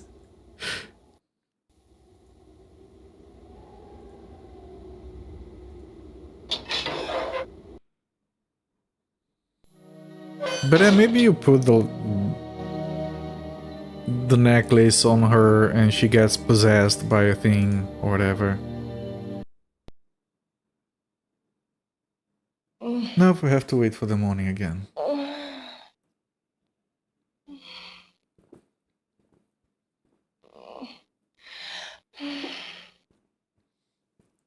Again, I would like to give her water, for example. I'm gonna try giving her water. Anything else? I could use these on her, but...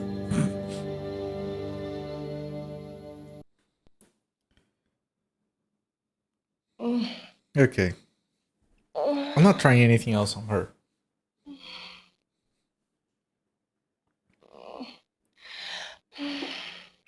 There's also one other thing I haven't tried. It didn't work on Frankenstein. But the interface here is a bit different. I wonder if you can combine items.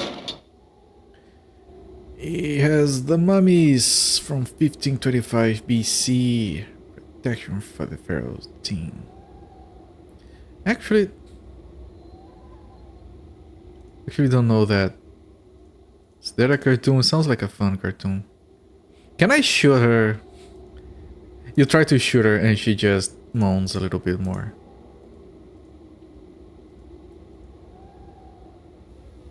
No, if you click the other item, we just switch them. He doesn't try to combine them.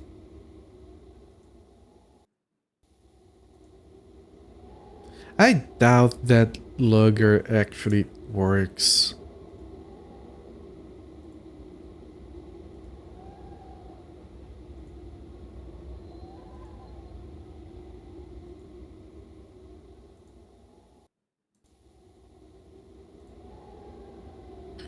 Game design. Oh, the airplane is not here. It left. That's why I didn't try to enter it. Mummy's Alive 1977. Not familiar. 1997, that makes more sense. It's still not familiar. It might not have made its way down here. It also, if it did, it probably got like a dump name and the theme song was probably butchered anyway. Like, I watched a lot of Tiny Toons when I was a kid. And I was looking at the intro song for the Brazilian version. And I'm like, yeah, I remember this. It's kind of dumb, but whatever.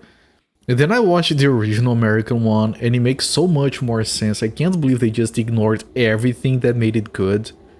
And just put random words that didn't mean anything. That, like, completely unrelated to what's actually showing up during the intro. You watched that in Australian Cheese TV. Wasn't a bigger title. That doesn't necessarily mean anything. Sometimes they're big in different parts of the world. Does anyone know who this is? This character that has only one horn. Are you guys familiar with this guy? Because I heard that this thing is not very popular where it actually came from, the United States. Alright, you do know him. Alright, also you guys do know, so I was told wrong. Because that cartoon is incredibly popular down here. It's so popular that this thing is being sold today on a promotional thing. You can get the entire collection. I just got that guy. Venger. Yeah, his name is Venger. The original name. And like, he's one of the strongest characters. And he flexes that because he has wings. His horse doesn't. Which means he carries his horse flying around with his legs. It's quite amazing. You have Tiamat as a lead mini. That's very good. He only had one horn. I guess he wasn't horny. Okay, I'm gonna look up a hint. I'm sorry. I'm stuck here. Mummy, Tomb of the Pharaoh Guide. Horn, hot, gotten. One of these days, right? Generator, wire strippers, insulating tape, cap on the left, gas, close, green button.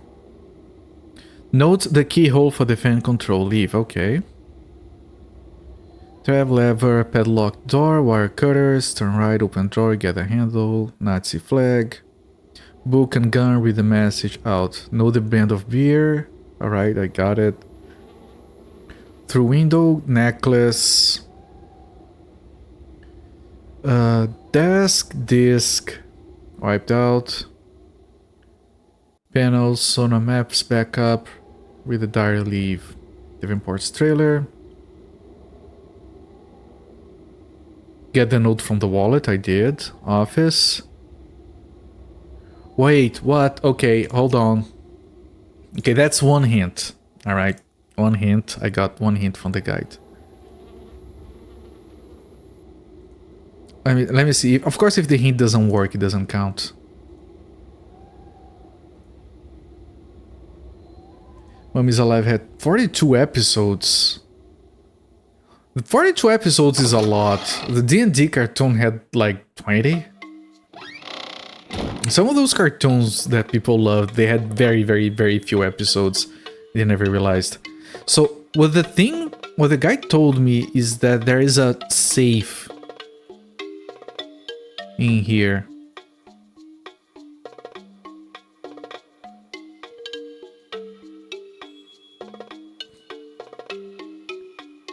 Where? Older show word, fewer episodes they had. Yeah, pretty much. I don't see a safe.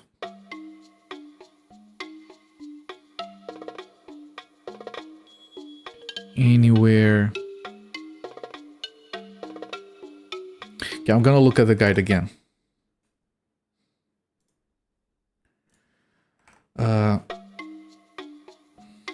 Davenport. Oh, it's Davenport's office. Click on the safe.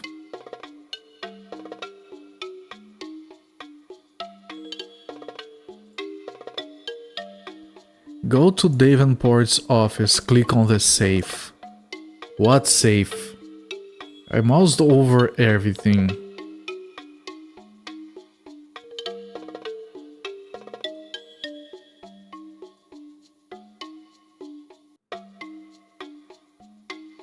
Did the game forget to render a safe in here?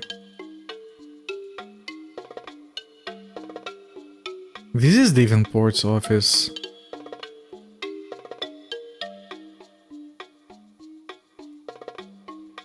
Am I going crazy?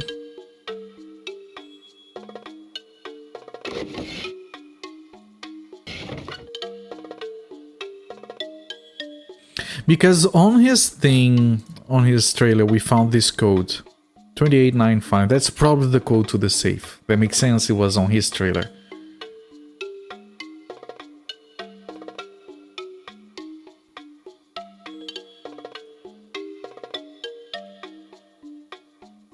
Like, that's a ledger, little book thing. That's not a save. I can't turn around here. That thing I can't go there. Doesn't quite look like I say a safe either. If you turn it on, it asks you to put in a disk.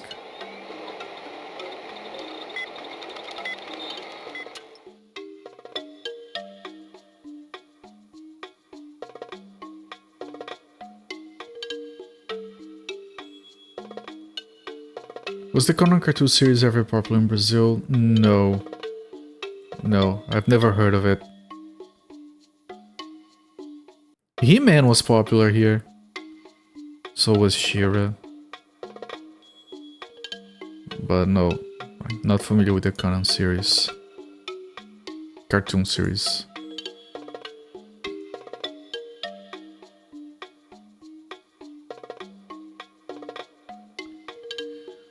I don't see a save.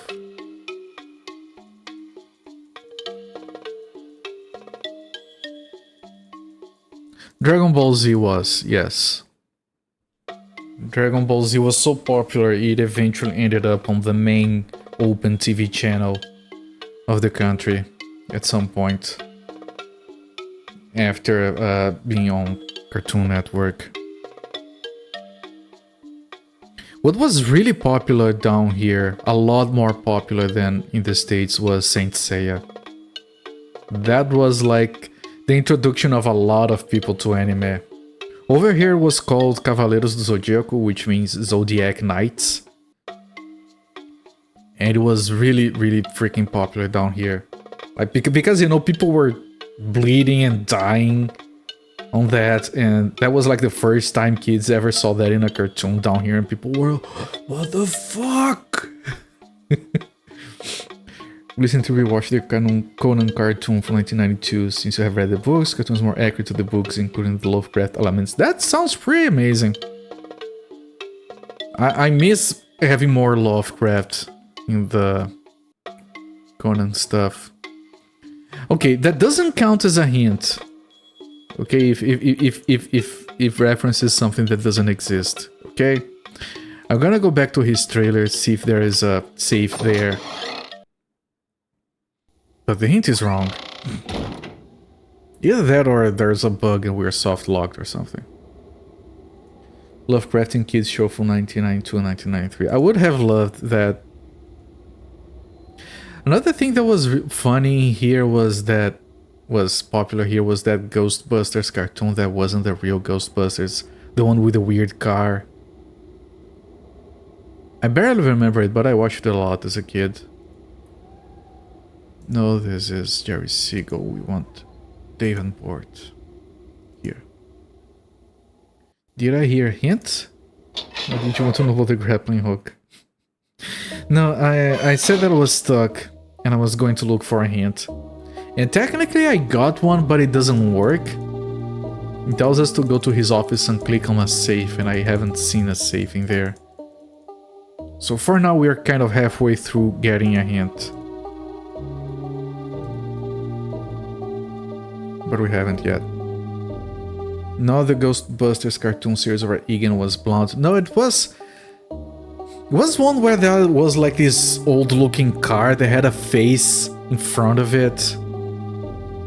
Does anyone remember that? Because I think it was called Ghostbusters, but it wasn't based on the movie. It was a different IP, which is why they had the real Ghostbusters afterwards.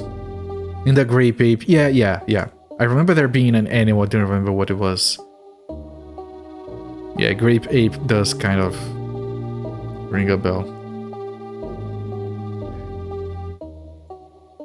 You know what was very popular down here, but that was like a long time ago. Well, all of this was a long time ago, but this was like early 90s, late 80s. This Japanese anime called, I think it was called like Peter and Wendy,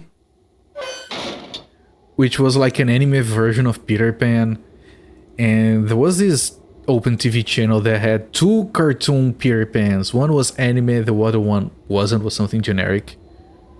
and they've played each one all the way from beginning to end, and then they switched to the other one. I watched those a lot as a kid. Grape Ape had his own show. Yeah, but that's the thing. I do remember some weird animal in the Ghostbusters cartoon. So I wouldn't be surprised if it was a grape-colored ape. It does kind of ring a bell. Or a tiny monkey or something. Yeah. Might have been a tiny monkey. Like I said, I don't remember much. Monkey with a hat. Oh, alright, I think the hat. I think the hat rings a bell. He was big. Alright, yeah, he was bigger than the other guys. Did he talk? I think he talked.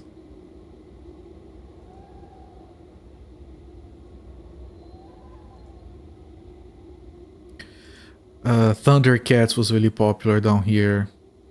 Where is his office? Here, okay. You got the size wrong. Get your monkey facts straight. We had a game with farting monkeys. We had 2 Japanese games. One had monkeys with red asses dancing with their twerking to the screen whenever we beat a level. You guys remember that? And then we had another one with farting monkeys recently.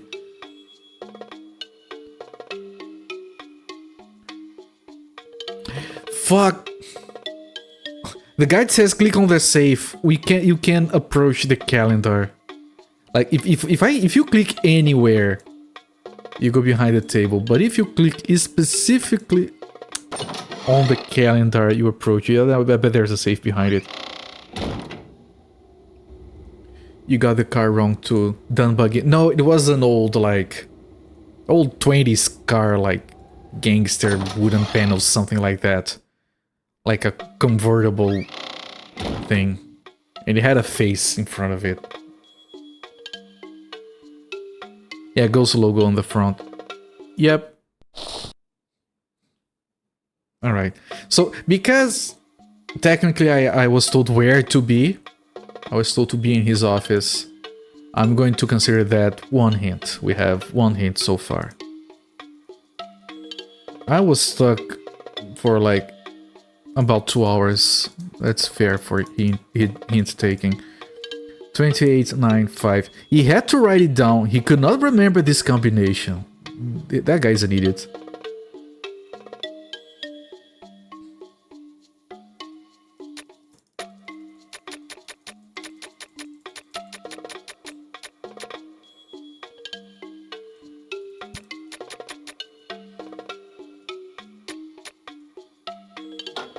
And I did expect to find the mind maps.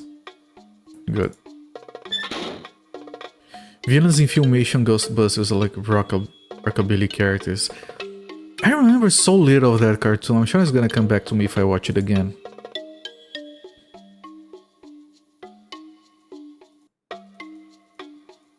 Okay, so first to load up the mind maps. Speed Buggy was another Hanna-Barbera show with a done buggy with eyes. Yeah, I think I remember that one.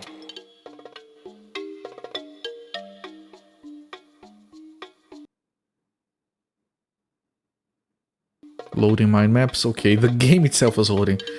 Do you want to load an additional disc at this time? Yes. Man, I love computer interfaces in video games. They're so fun.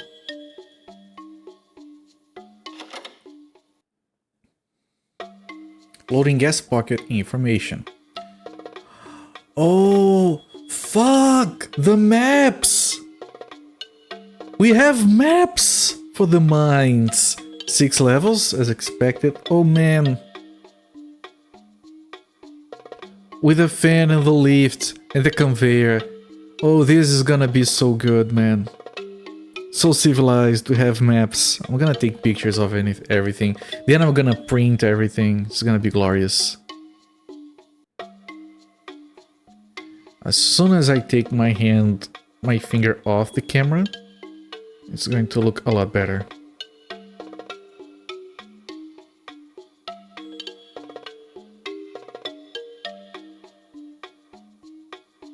I am gonna print the maps and I am gonna carry them with me.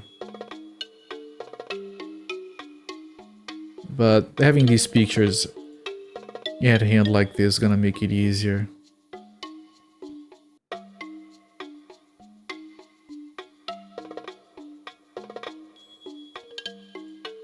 The gas pocket is on level 5. There's probably another on level 6. And those gas pockets should be like portals to the mummy dimension. Oh, there are 3 pockets in here. So 4 mummies total.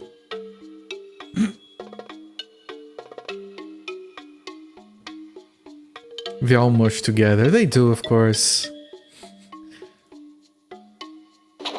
Oh, it's printing everything. Good. That printer sounds way too civilized for 1996. It should go like...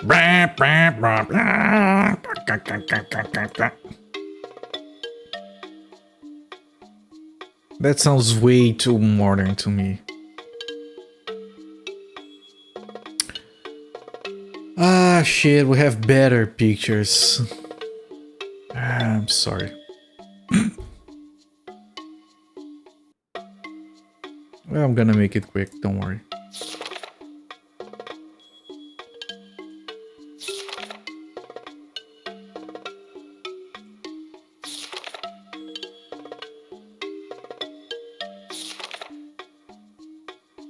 Now, this helps a lot, but it doesn't give us anything. I'm going to presume that this is going to trigger... Oh, my phone fell. Are you okay, little phone? It's fine, it's fine. Please don't break, I can't afford anyone. So I do expect to be confronted by Malcolm McDowell as we try to leave.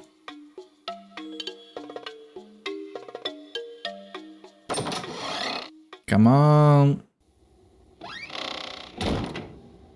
Nope.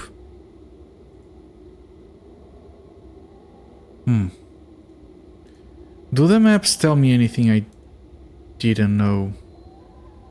First level, conveyor that goes up, it does connect to the thing. That's the entrance up north. Lift to second floor, fan, the 2 things, and I'm gonna presume these are nothing. Now, the lift is over here. Are they lined? I think they're lined up. So this has a fan, this... One of these has the cart. This goes around. Other lift.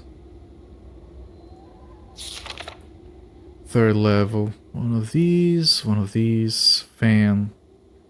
Lift. We keep skipping this one, level 4. This is the lift that goes down to level 5. This is the one that is sabotaged. And we have the 2 things. This is the one that comes down here.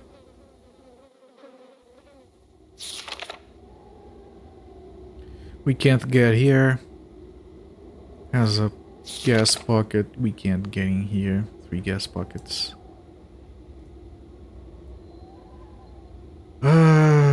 Maybe I show those maps to someone.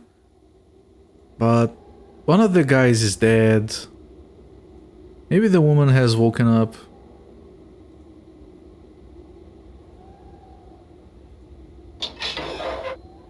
Like, showing the map to her would make sense. She is still asleep. Let me see if I can, like, wave it in front of her. Wake up, look at this.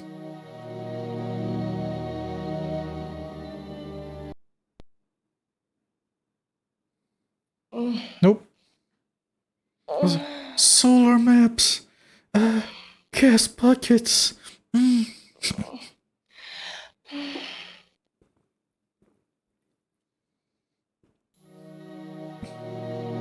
Alright. She moans at the maps of the mines. Okay, maybe we go down there with the maps and something happens.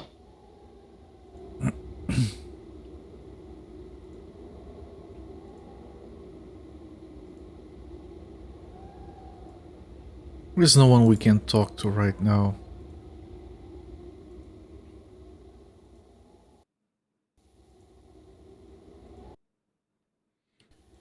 Unless we can show the maps to this guy.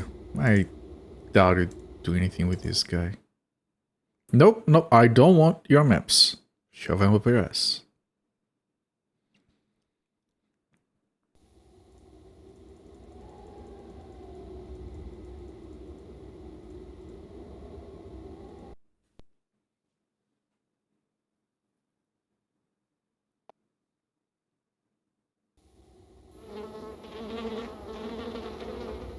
Now I know where the fans lead and I can open them, but I can't.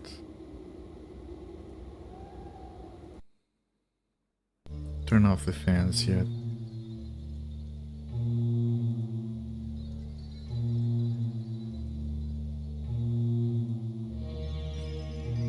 We're gonna head to level 4.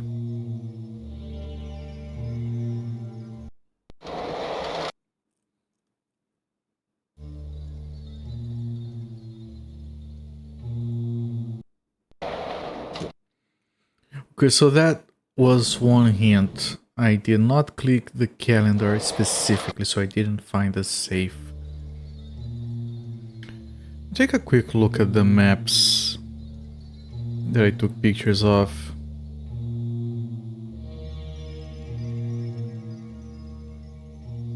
Right, level 1. Level 1 has 2 cart locations. You know, let me take a brief look at the cart locations.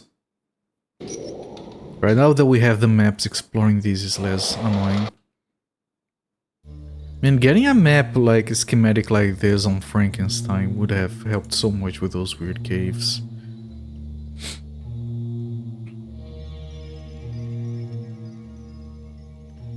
Okay, so one of the cart tracks is here.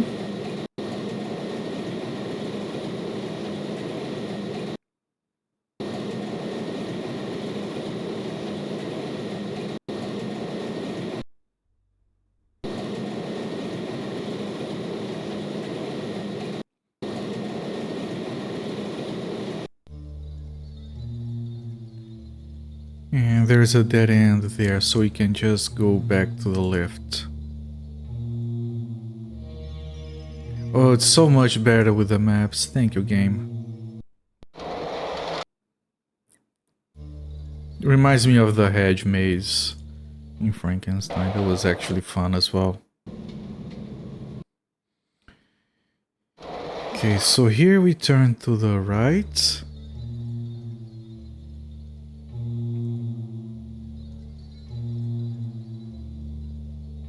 And we're gonna have a passage to the right that we're gonna ignore. We're gonna get tracks to the left. And I think this one was... no, this one isn't the one that has the sabotaged cart.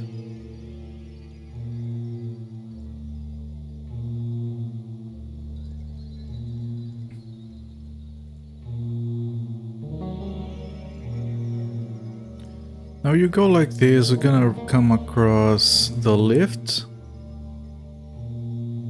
here. If we keep going,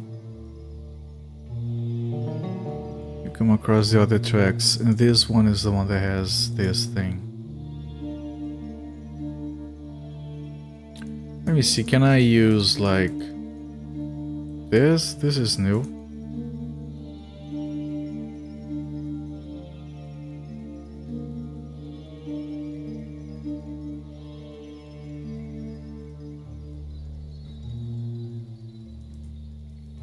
No, we can't do anything here.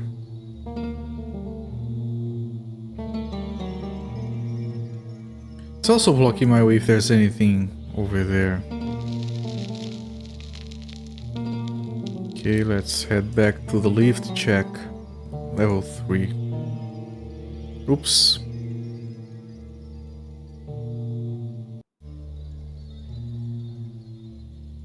And navigation here is much better than the caves in Frankenstein. Like, you have those options to like go slightly to the left to enter the thing without having necessarily to go forward and turn. Okay, level 3. If I leave to the left, I'll come across some tracks. And they were right there, actually. Like here, I can turn to the right or I can go into the tunnel. That's very convenient.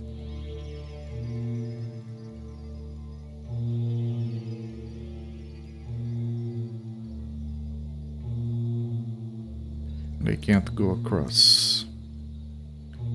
Now if I leave here and I turn to the left. You know what? Maybe I have to go up the fence. Maybe there's something, one of those. Like some tool lying next to it or something. So we're checking the fan on level 3.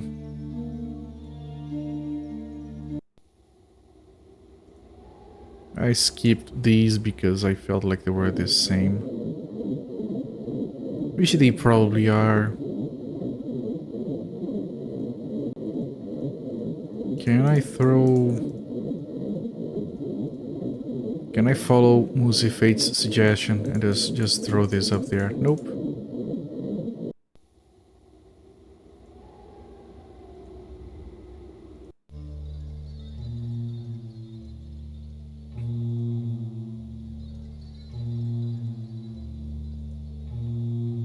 Okay, this was the fan. I'm gonna look at the other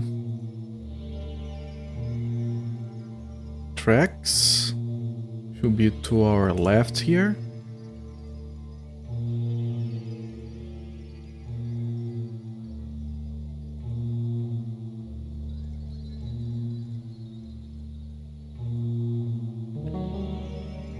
Nope. And then I keep going right until we come to the lift again.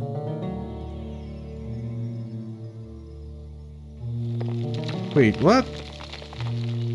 Or is there a passage to the left? If this leads to... Oh, did I... What did I do? Why am I back here? Go right. Keep going forward. Lift should be on the left. Tracks, keep going. I think I went backwards from the tracks.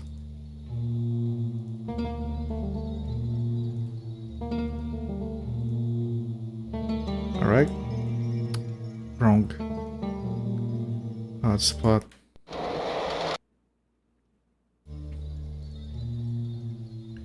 And then final level 4.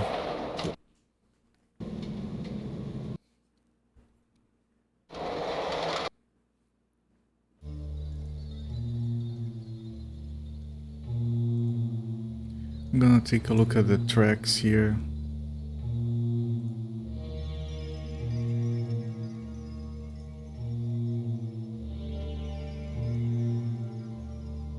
Oh, there's another cart in here, right? Because this map was so confusing, I didn't find these tracks before. Now with the map I can actually find them, okay. So this cart is working. With it we can... I wonder where you can go.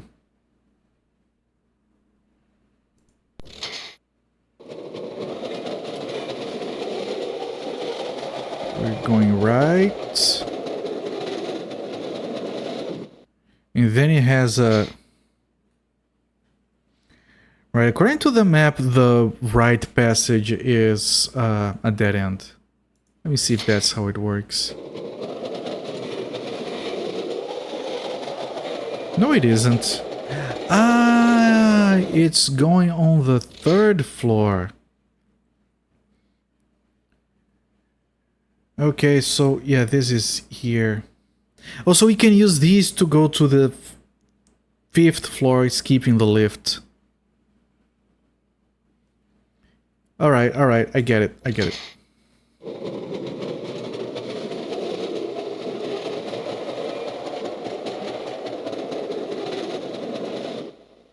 This would go to the first floor. I don't want that. To the second floor.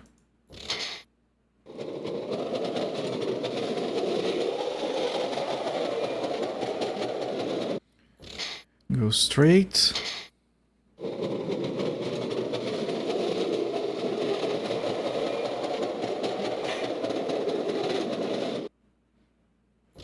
Okay, this should go down then. Back to the fourth. Yep. Oh, the maps help so much. I'm probably here. So it's always on the north side of the map. You guys, let me show you guys the map. Just so you know what I'm working with. I am right here, here, going clockwise. If I go forward, I'll end up here, and I have the option of taking this, which will take me to the third floor. If I go forward, I'll end here, and I can go forward again. When I get here, I can go left, which takes me to the fifth floor. Right, just so you guys know what we're dealing with. So we're gonna move forward. I also have to make a mental note of where I'm leaving this when I get off the cart. No, I'm not where I thought I was gonna be. It's fine. Oh, we were on the other side, but if we go left, we go to the floor number 5.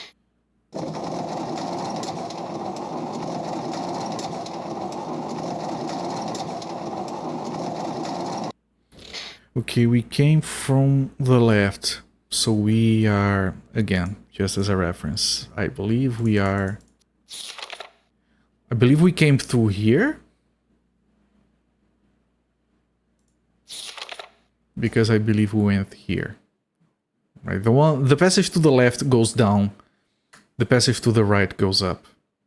So we ended up here, and now we are here. And I can see the lift. This one is the one that is broken, I think, because there's no lift. There is a lift here. So maybe it's a shared lift, like the one between 2, 3, and 4, and it's sabotaged on all 3 levels.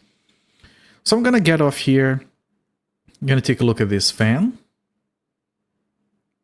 which is probably nothing, just, you know, later. And then I want to check these 2 dead ends, this lift, and see if the gas pocket is something we can interact with. Probably not.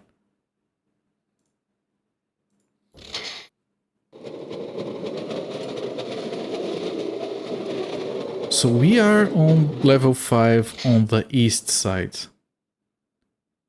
See if I can remember that. Progress. Very good, very good. Only 1 hint so far. So there's gonna be a fan to the left here. I'm gonna go up just in case.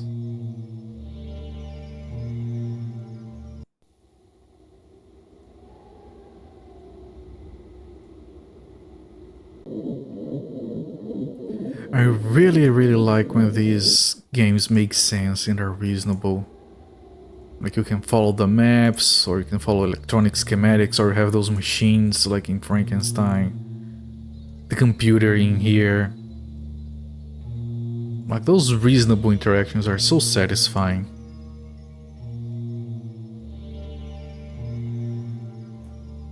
So this splits left and right, and this is gonna be a loop. If I go right, left I mean, I'm gonna have a passage to the left, which is going to take me to the lift, which I think is gonna be sabotaged. No? It is, I can't open. Because the thing is not here, because it's completely wrecked. If I keep going here, it's a dead end. I have to check the dead ends anyway. There might be like dead bodies or something.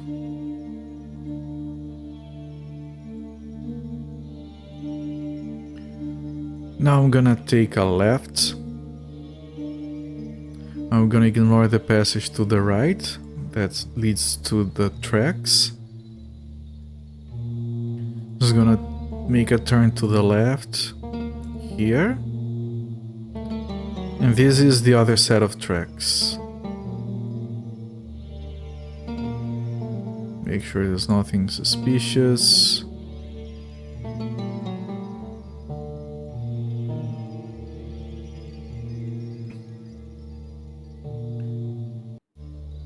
Okay. Now I go here, there's gonna be a passage to the left with 2 dead ends, which are very suspicious. One goes forwards. Regular, good old dead end. The other is here. Right, nothing on these. Now if I go left... on my right, over there behind the walls, there's a gas pocket. Wait, why is there a fork here? This fork is not on the map. I'm gonna go back just to make sure I didn't get turned around. I did get turned around. Dead end. Okay, you keep going. Now you go left.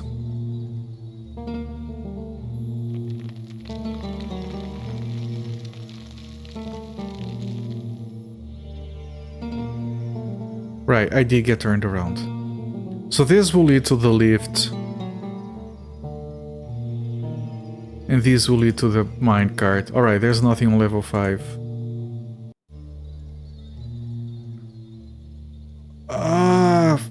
Fuck, I got turned around again. Is this a dead end? It is. There is a tunnel that is not mapped.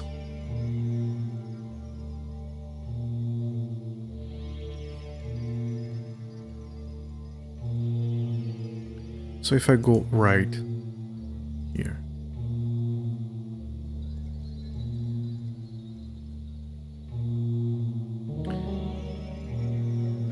What am I doing? Is this a dead end? I'm getting confused, despite having the map. If I didn't have the map, then I would never be able to beat this game. It's a good thing they gave it to you.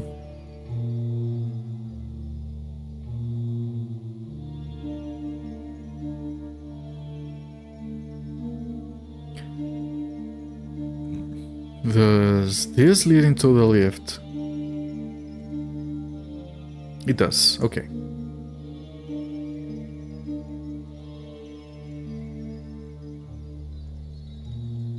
And now we go back to the tracks.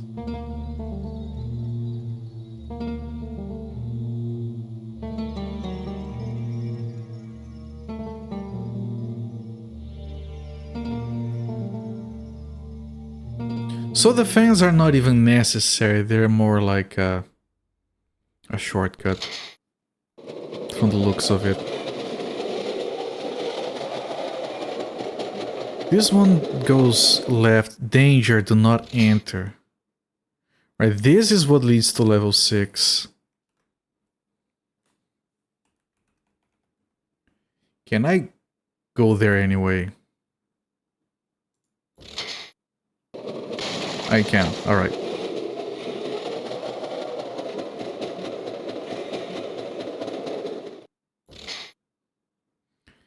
Right, there are 3 pockets in here. A bunch of dead ends. A lift and no music. Ooh.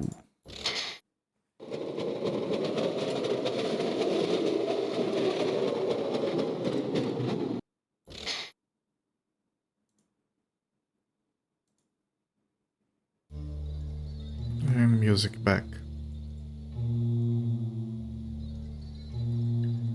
So as we come out of here, we can go left or right.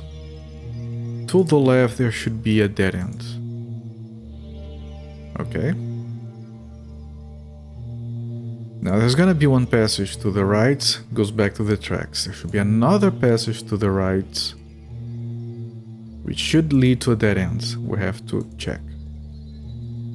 Okay.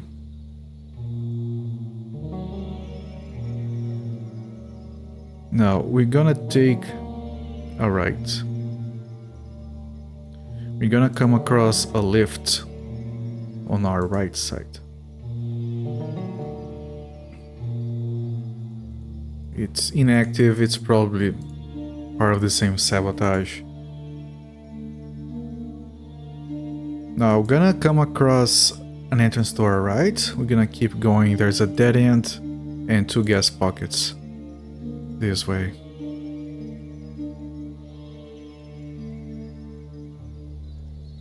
Okay, that looks like something else other than the dead end.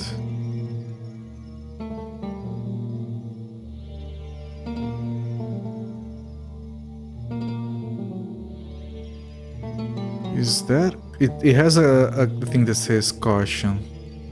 If I do this, do I just go back? I think I do.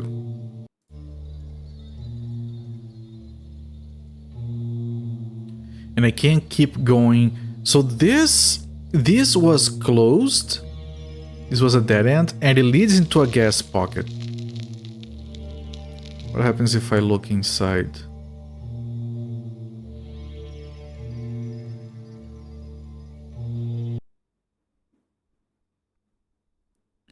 We have keys. Digging unit and mine fan switch. Okay, we can use this to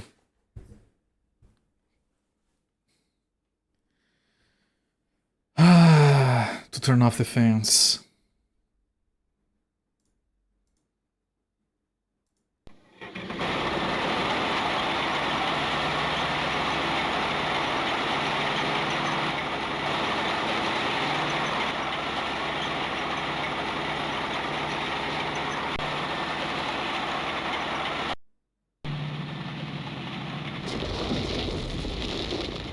Oh fuck, a mummy.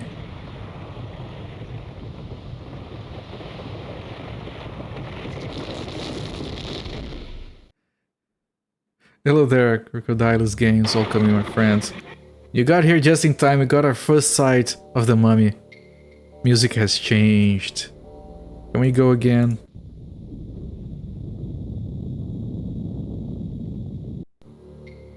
Okay, I can't even turn this thing on anymore. Ooh, new music.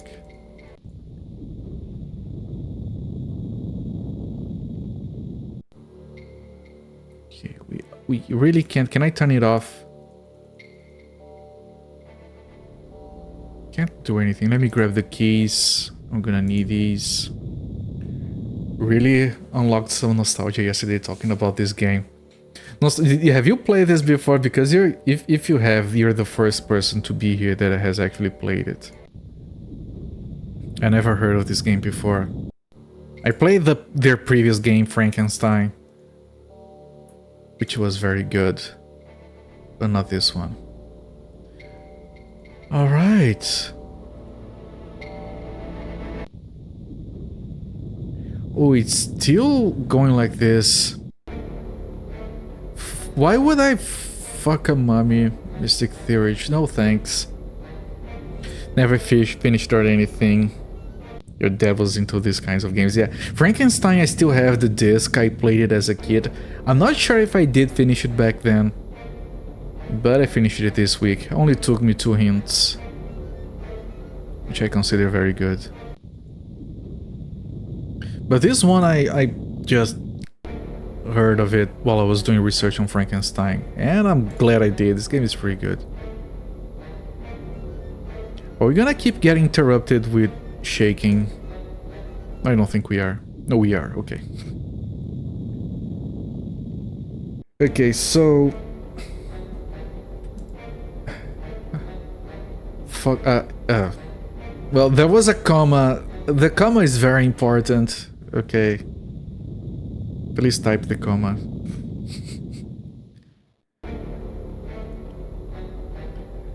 I'm looking to the side here, just, you know, for those of you who just got here. I have these maps that I got, and I just took pictures with my phone so I don't have to always still get shaken in here. More blood. Strange, since Davenport said Siegel was killed in the other tunnel. I can't interact with this, but maybe they grabbed the guy back here, just smeared him on the floor before taking him back up. Maybe it's the same strawberry gem that we found before. Do we have the clap yet? No, I tried to leave because Malcolm McDowell said we could go to town to get the clap, but I didn't find the option to go there. I have expected to be able to go back to town and visit the establishments he mentioned.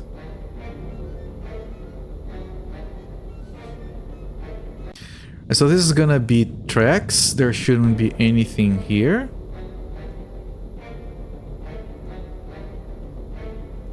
Right?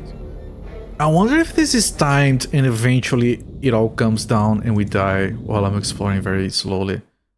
It is. Exactly.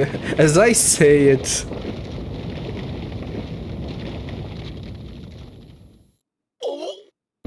Oh. Really quit. Yeah, as I said, is this timed? Yep. Okay, so I'm gonna explore first.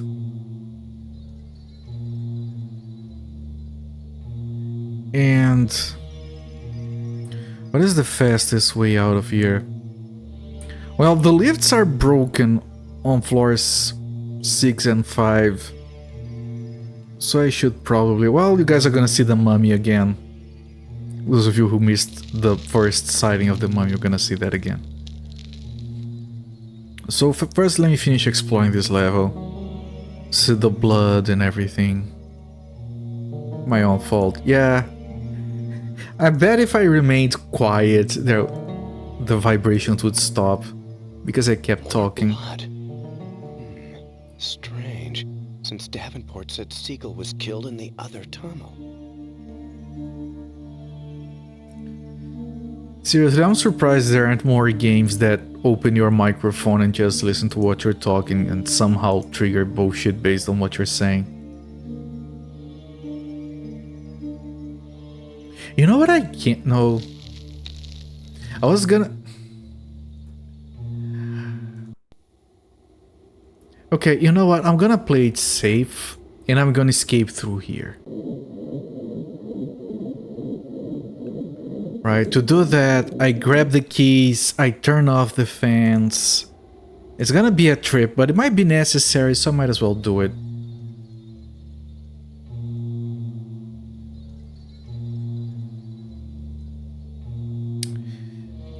Do you think... I think that's too much, right? To expect us to go all the way back up, turn off the fans, go all the way back down. Well, turn off the fans, then open all the things. Well, you can probably... No, you can't. Can you open from the other side? Maybe. Okay, this is after I have explored everything. I'm just going to try and escape normally. First.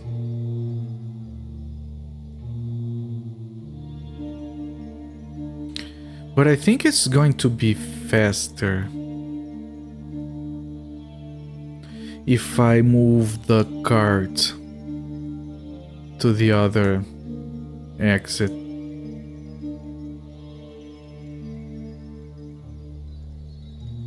So let me do that and save and then try this thing again.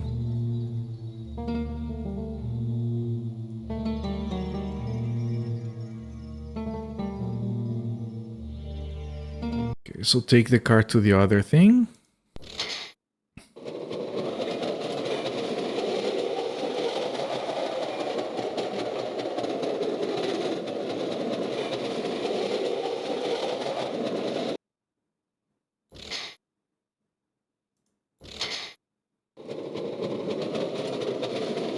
Yep. It's slightly further away from the dig, but it's going to save us a lot of time because I go straight ahead and I can already go up.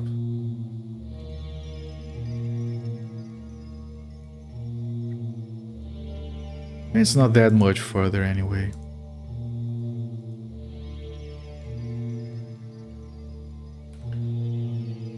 So let's do this. Cooper's prophecy tips. That was pretty good, like... That was almost on cue. That was pretty good. Okay, everyone. That mummy looks like... Of course it's a guy dressed as a mummy. I mean, in-game. I think it's someone dressed up. Let's see the mummy. Here we go.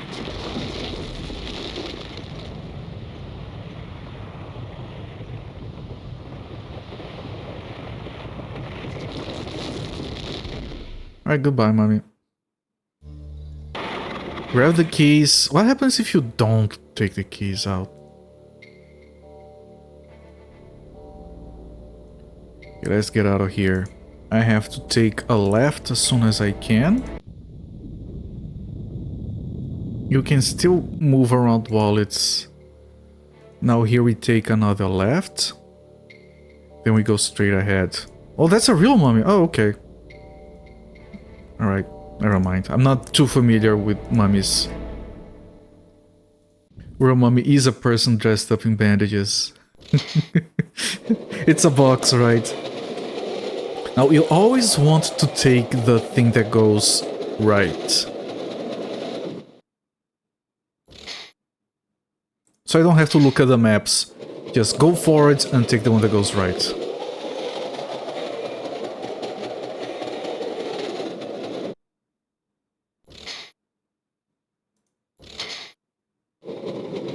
I think it might not be trembling anymore. Maybe it's just the 6th level.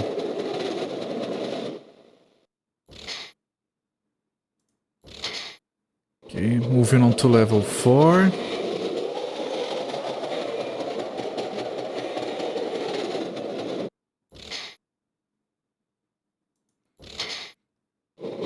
I think I just have to, like, get to the surface and find the correct thing and go back to level 6 after everything has collapsed.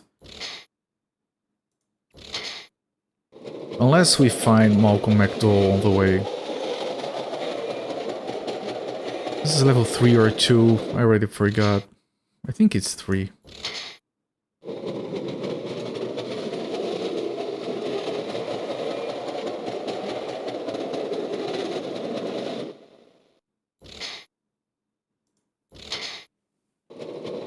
So I think now we are on 2.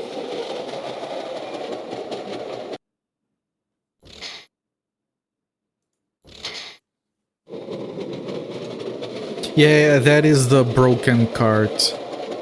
I wonder if I can hit the broken cart from behind. Let me try that. Before I do this. So yes, I am on level 2.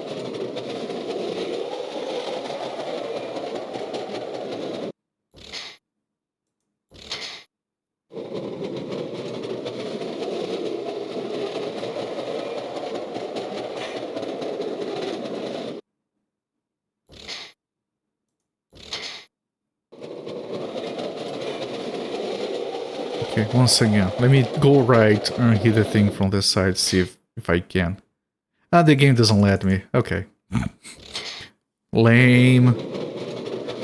To see it crash and explode. We found 2 deaths in the game so far. We're promised a lot more. But we saw a mummy, that's a good start.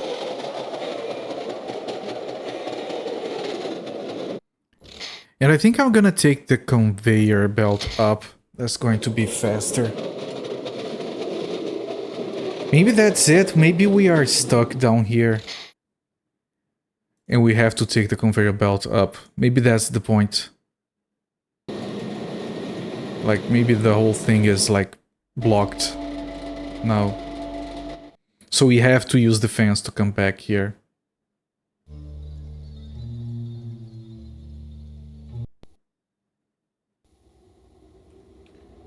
Okay, we are out.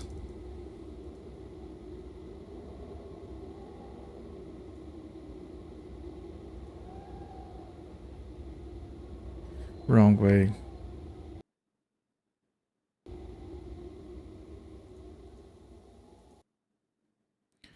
I want to see if I can go inside. Maybe it's blocked now. It is. Right, so that's the conveyor belt. That's for leaving. And now to go back down, we need to use the fence. Now, I have to turn off the fence, and I do expect to, like, find someone on the way there.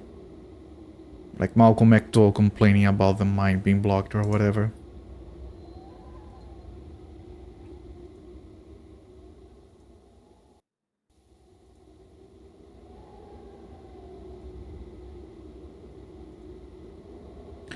I think the game is going to kill you if you don't grab the keys before leaving. I think the game is just going to, well, it collapsed on top of you because it didn't grab the keys.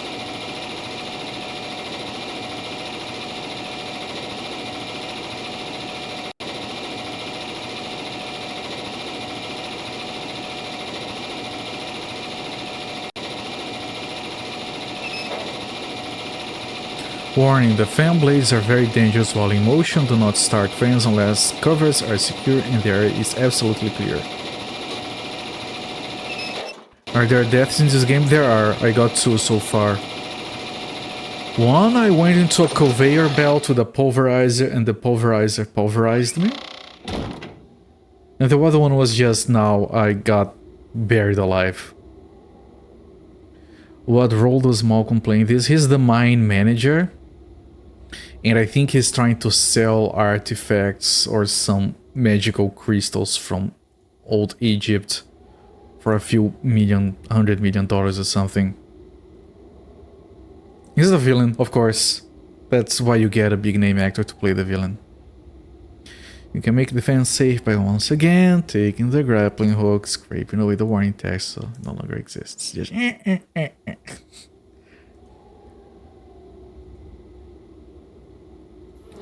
Okay, because we did a bunch of puzzles ahead of time, I think we just can go straight down. Yeah, that's what Malcolm does. He's either a villain, a British guy, or both. What other use does a pulverize have except to pulverize? Well, you know what they say, like, if you're brave enough... I mean... a hole is a hole, right? Let me take a quick look at the maps. And I want to see if I can figure out which fan goes down there without having to test every single one.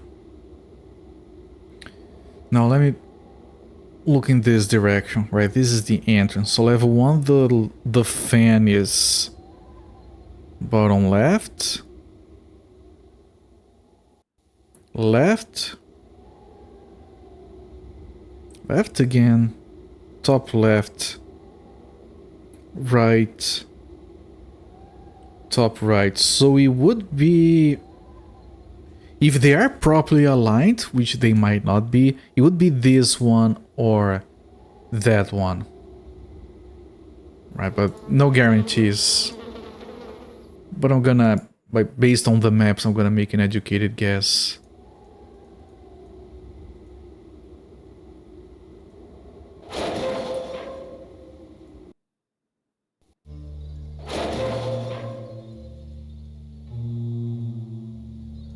No, this isn't. This is way too short.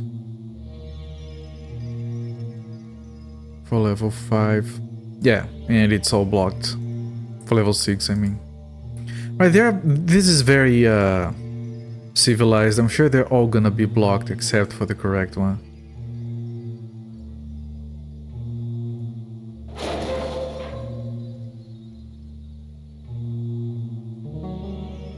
You have to click again. I was waiting for him to leave. Okay, so my best guess is this one.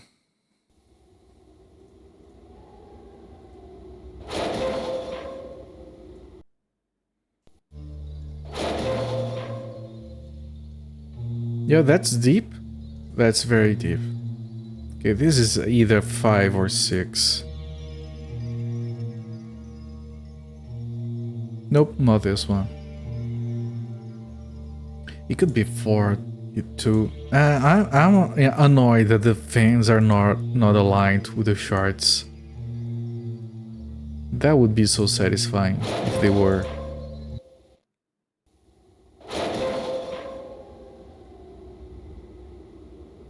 Okay, next.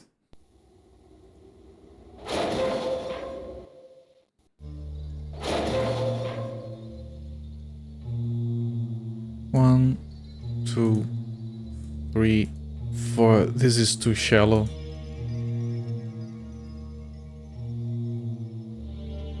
Yep. God damn it, game, you were so close to greatness.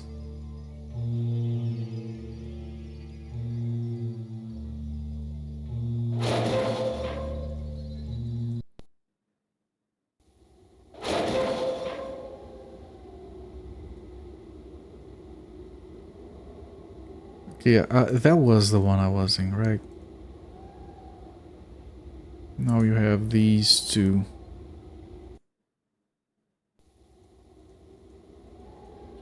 Haven't opened this one yet.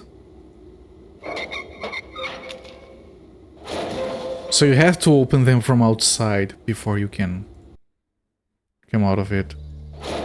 But the music in this game is very decent. I like it. 1, 2... Too shallow. Way too freaking shallow. Yeah, all the music is like foreboding when it has to be. And that's pretty good. Even from the very first one, back on the airplane.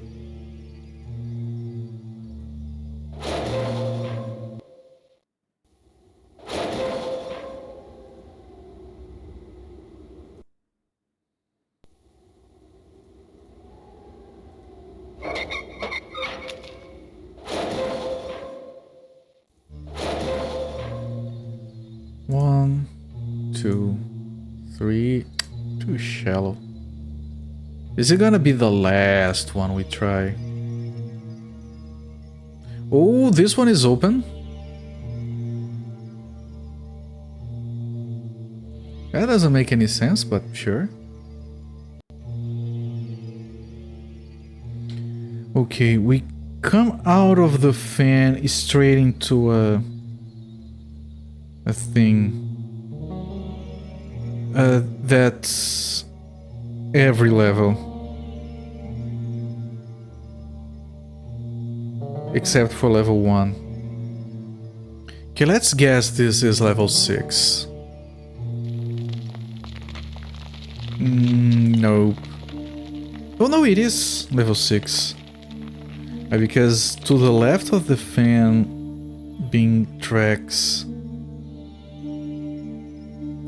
is only level 6.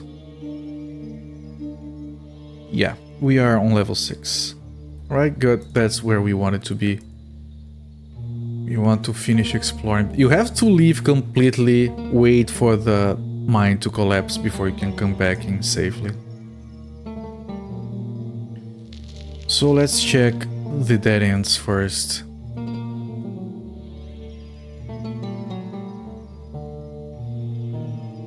This is where we had blood before.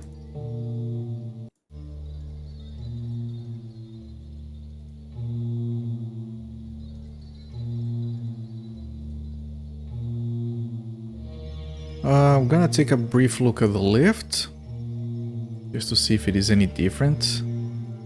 Nope, lift is the same. So we can go back to where we were digging.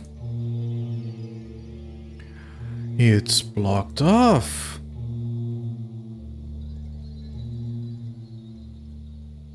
Then what the hell do we do?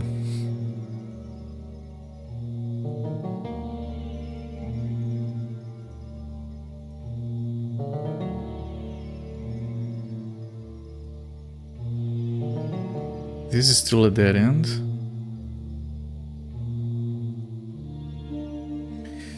We can't grab a cart. We left the cart on the first level. We can't enter the first level. So we're not supposed to use a cart anymore. Right, there are tracks here. No cart. So like the only level we can get to is level 6. Unless we soft lock ourselves by leaving the cart there, but no. We can't leave through anywhere else. No, this isn't a soft lock. This was a dead end. It still is.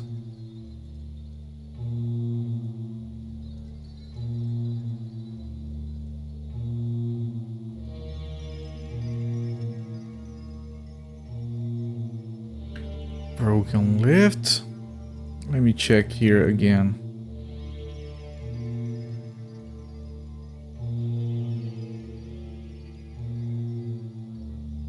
Right, this is where we did digging.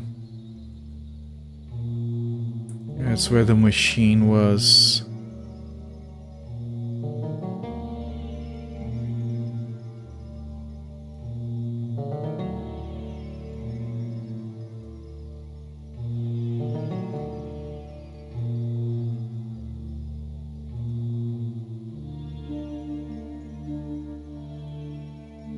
And this leads back to where we had blood and now we have rocks. Ooh! This is a gas pocket. Right, we didn't turn in this direction before. Okay, so this was a gas pocket. I don't know if it is connected to the other one, but... I think I need to find some kind of light before I go in there.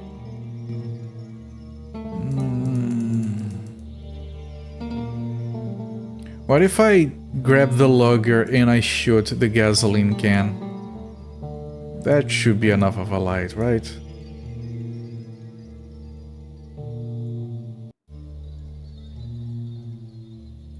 Shit, I don't remember seeing... Well...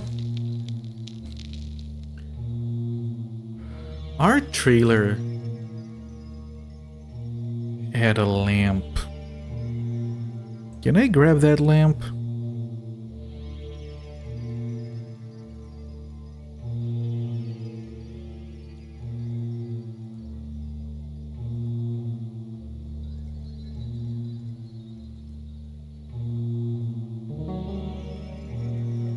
Right, the fan we have to use is the second on the right. Just try to remember that.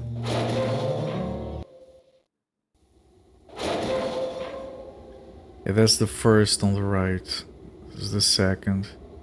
That is the third. Those are on the left, okay. Just in case we don't have to leave here.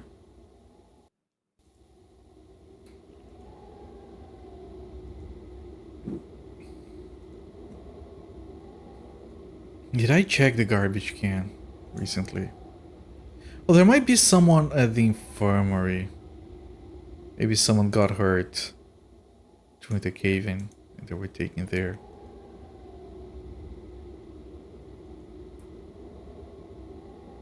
And I can go there and say, oops, my bad.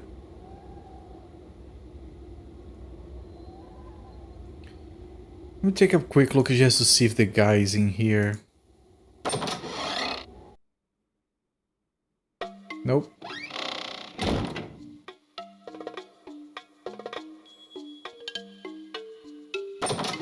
Just blame the mommy. Yeah, I saw her with the shovel. And I say I'm sorry for saying her mommy is a female noun in my language. But I saw the mummy with a shovel. I'm sure he was just up to no good. Nope, no one was hurt. We're clear.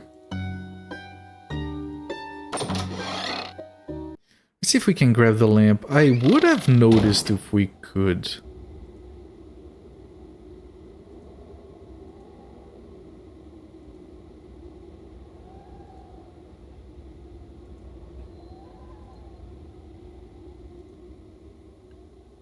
Either that or I can build a lamp with something that I have.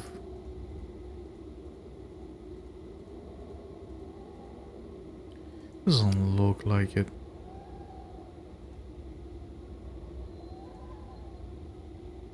Let me see. The guy had put a lamp for us to ward off the evil. No candles. Wasn't the lamp, was candles.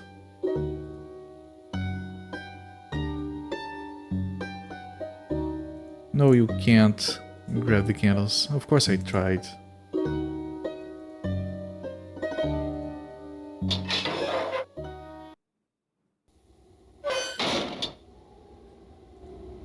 She is still asleep, moaning woman. Moaning woman, walking down the street, moaning woman. Yeah, please let me leave before you start moaning again.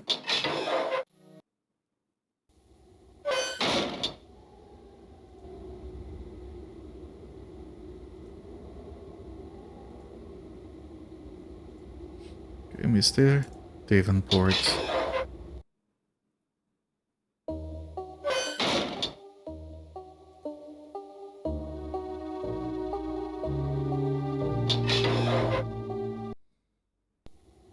Since we're here, I'm gonna take a look at the Dead Guy's trailer as well, but I... Oh, someone was in here. Okay, there's someone in here.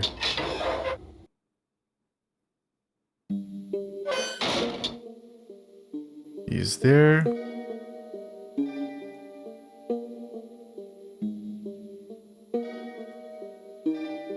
Why was it locked?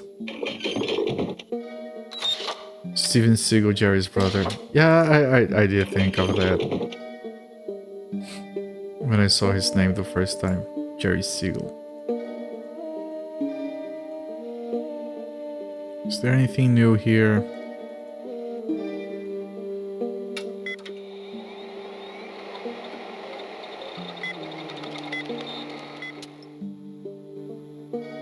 No, same stuff.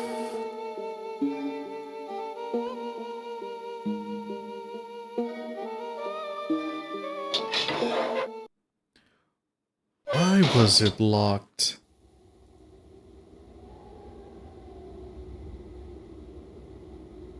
And where the hell would we find a lamp?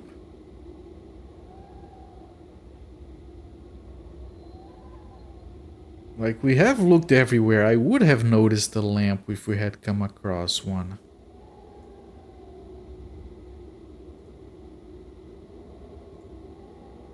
Just please don't tell me I have to go through every single door again.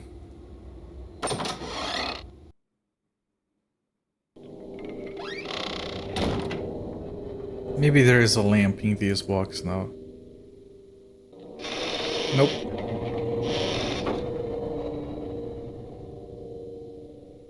There's a lamp here. Can I grab this one? Nope.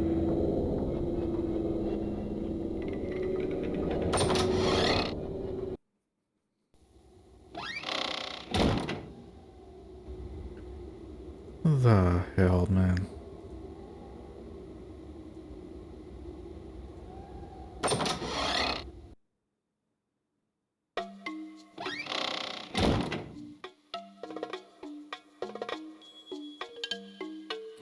I guess it has to be a portable lamp.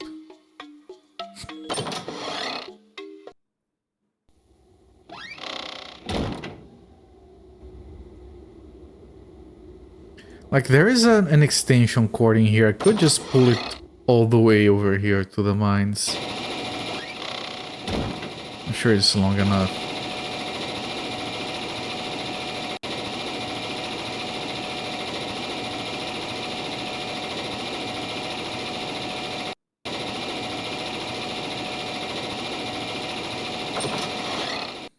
Like, the mines are all blocked off. I can only go to level 6.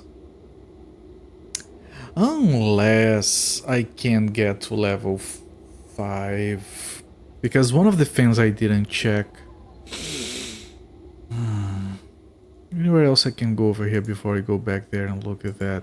Other than all the warehouses. I could go to the tower.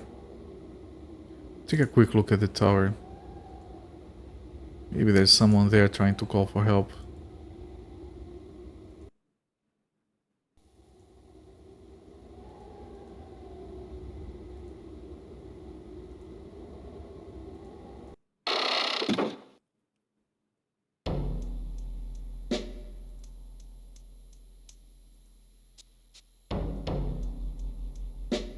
Oh, he's back! Davenport, there is a mummy. I saw it myself. It's alive. I thought the workers were crazy, superstitious, or both. But there are tombs, and there is a mummy. Jesus, Cameron, get a grip. Mummies have been dead for thousands of years. They don't simply get up and walk around.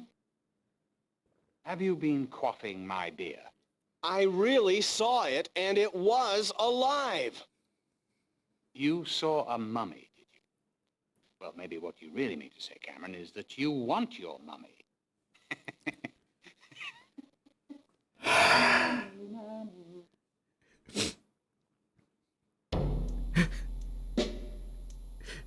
You want your mummy? Okay, sure I do. Can I grab this lamp? No, I can't. He was nowhere to be found. He came back just for that joke. Mommy's boy, yeah.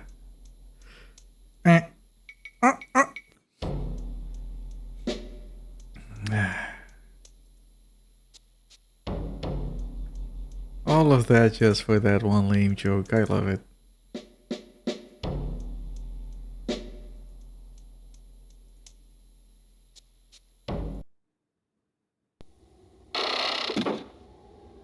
Which of course could have triggered something else.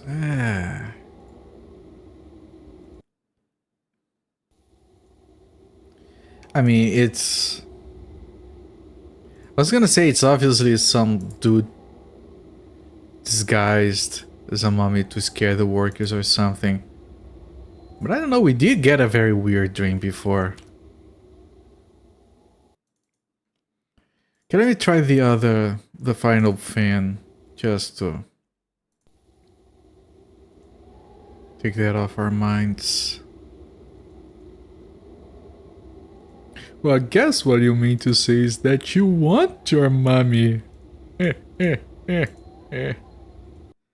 I wonder if the actor reads the text and he's like, God damn it, what the things I do for a paycheck.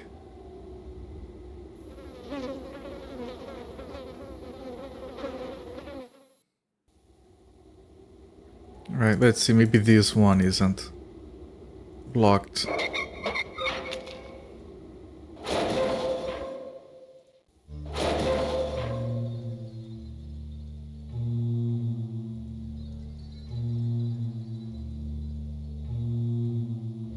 And blocked.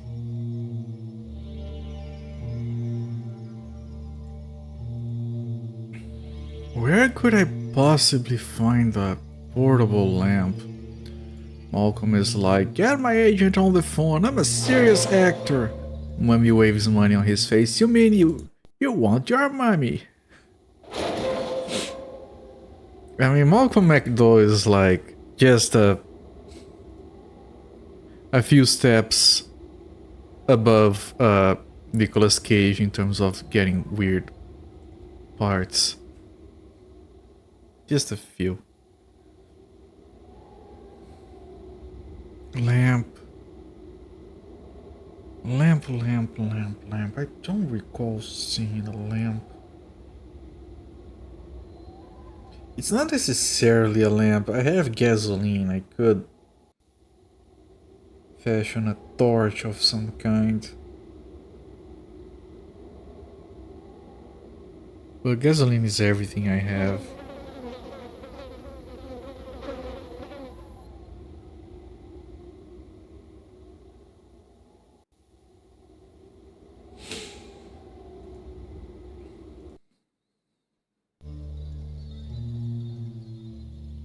Make sure both sides are blocked.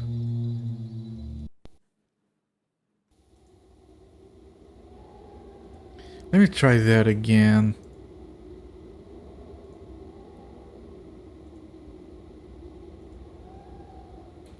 No, it's not this one. Nope, nope, nope. It's this one.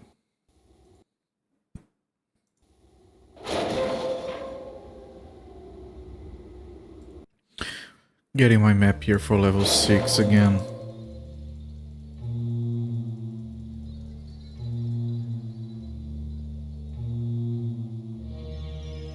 Oh! Fuck!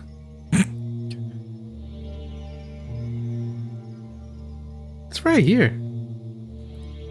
What am I doing?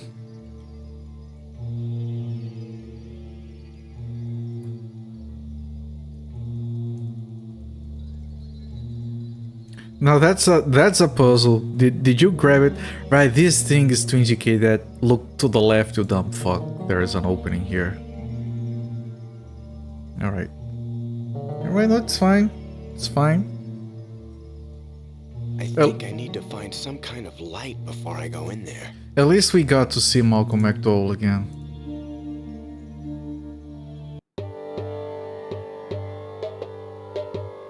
I thought it was gonna be credits.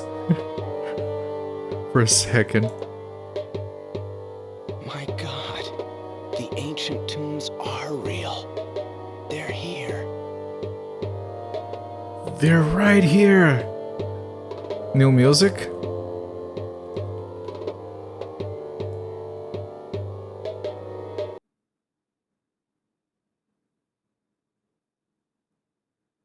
What is this? What's going on?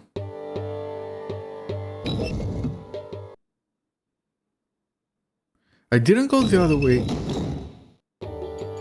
Those are spikes? Is this the section that's gonna have all the deaths? Am I locked in already? No, you can open this, okay. Ah, the transitions here.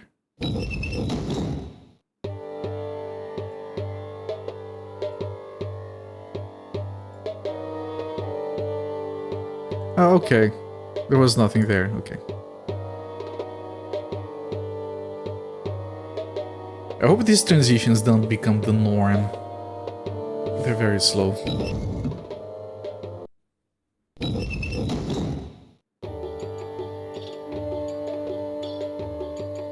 This is the same track with one additional layer. That's very good.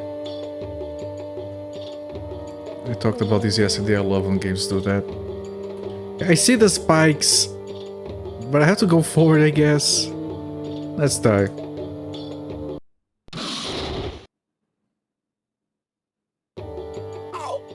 Ow! There we go, everyone. Third death.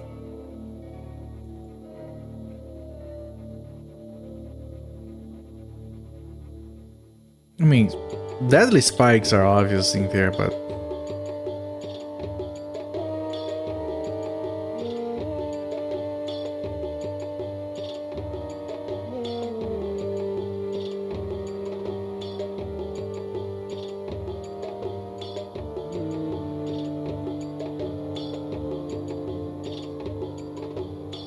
I mean, the only thing we have in our inventory is like the dagger.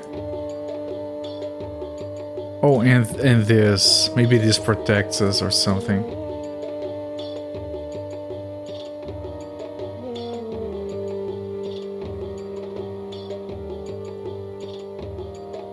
But how do you equip it?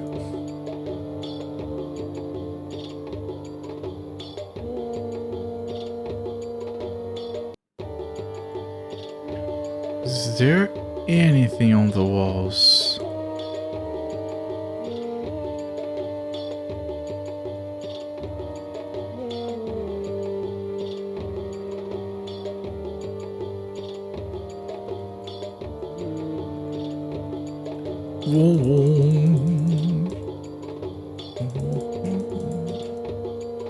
Oh, I don't see anything on the walls, no.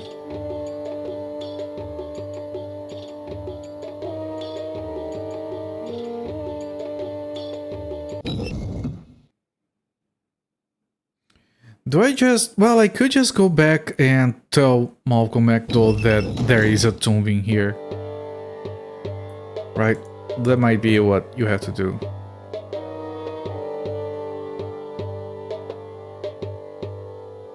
So let's try that. That might be the case. It's this way and forward on to the second. Yes. No need for maps anymore. I remember everything. I could also maybe I can talk to the woman now. Maybe she's awake. She's been moaning for days now. She has to stop at some point.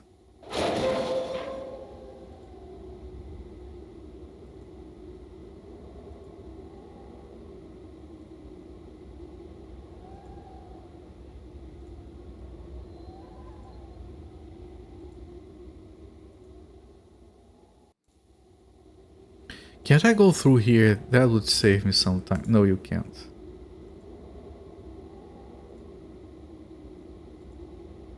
Okay, through here is good enough.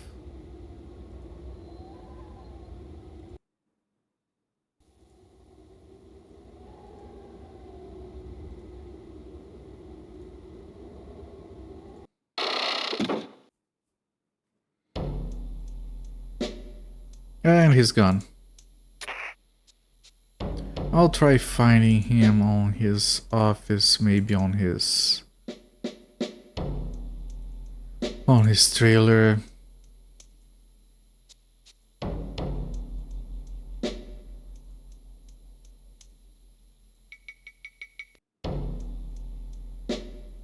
Just look around, make sure I'm not missing anything.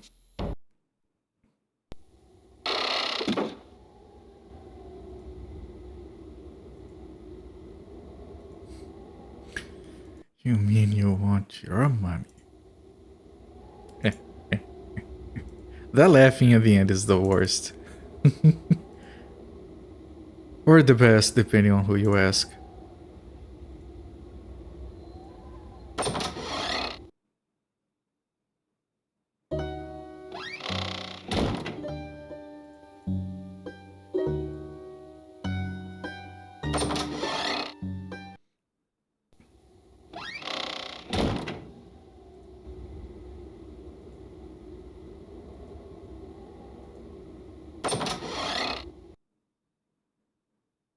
Nope.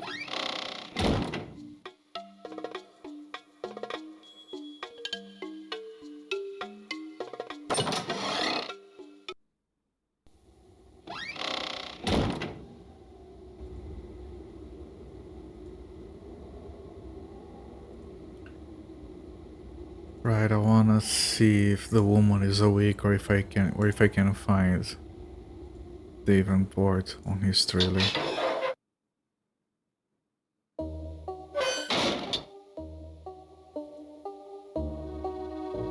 Nope.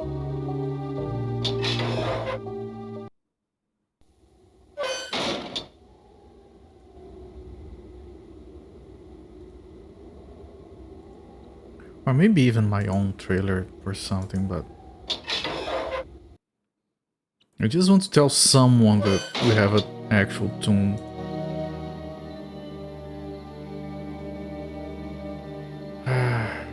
Okay, here we go again.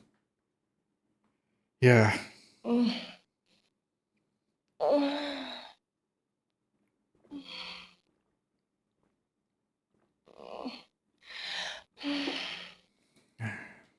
It's not that bad, woman. You're faking it. You've been there for like 5 days already.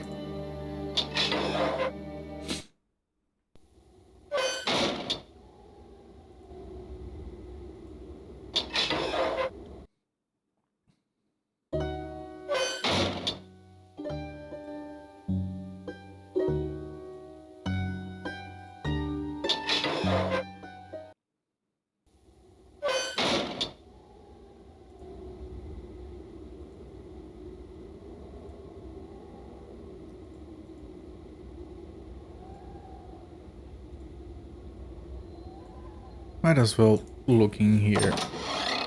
Just to see if there's anyone. Nope. Well, you know what I might be able to do? Maybe I have that collar and... Collar? Necklace. I have that necklace.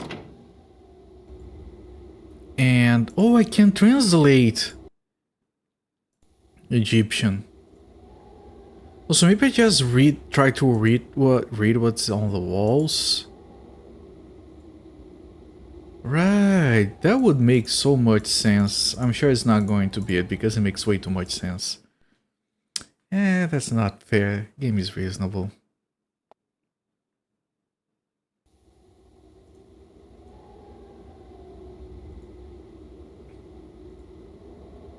Let's give that a shot.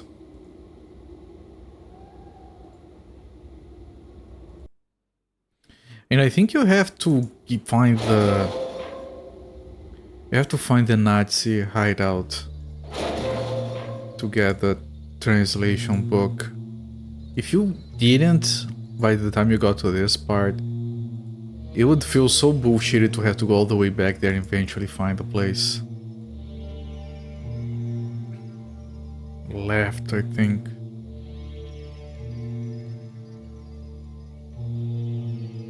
No, left was this. The other left, alright. We're gonna find a passage to the right, we ignore it, we keep going forward. Then we turn left, and we're going. I think I need to find some kind of light before I go in there. You have to manually grab it, okay.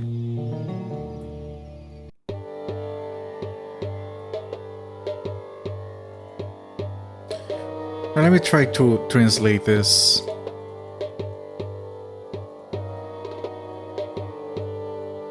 Where is the book? Here. Nope. What about this? Nope. What about the necklace? And nope.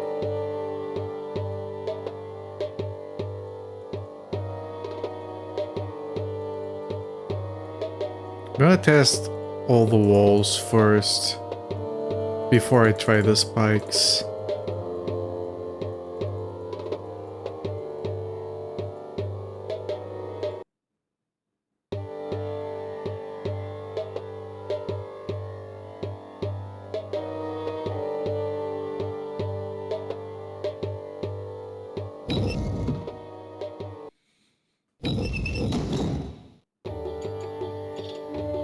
Yeah, there is another layer on this song. It's pretty good. Okay, let's see if I can.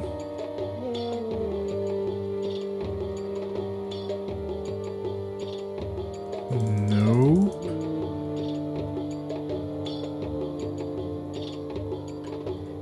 I said I couldn't use these items with each other. Yeah, you can't combine items. Otherwise I would try to translate that scroll, maybe.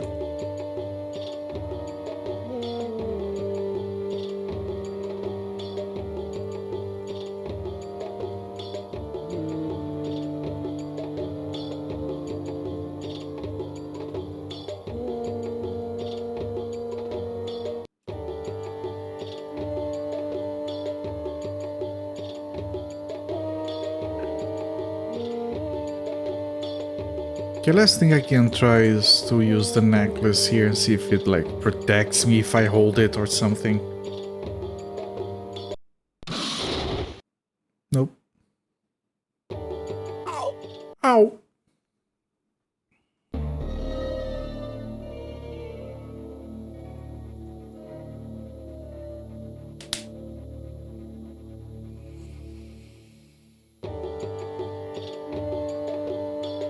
Yeah, I died.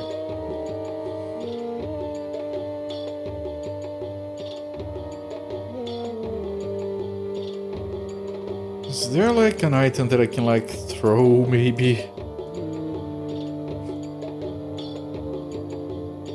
I mean, grappling hook fixes everything, right? Throw the grappling hook, like make it, tangle it on the things. Nope.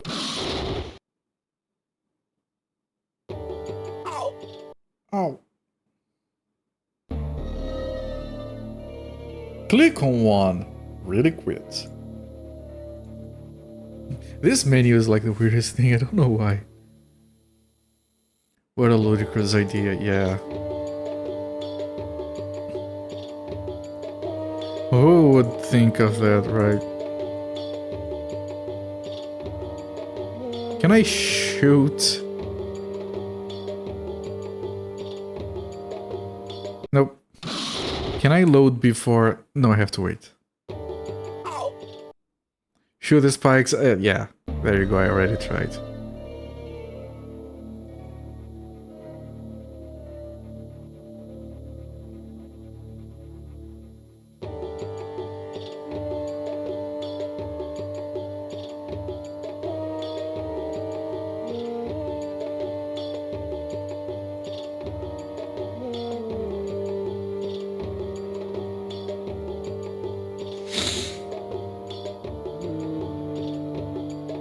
There's nothing for us to do up there.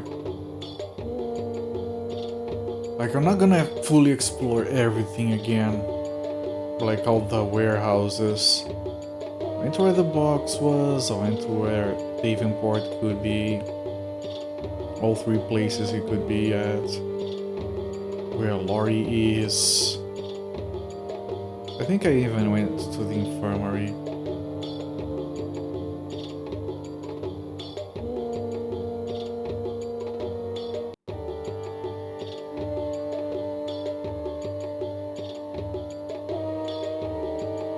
This is too weird. Like you have literally 2 rooms, nothing else.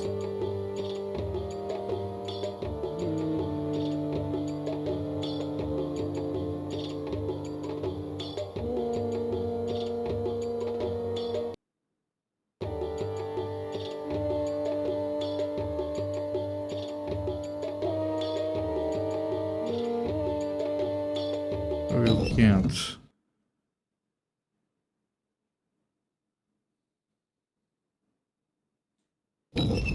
These transitions take so long.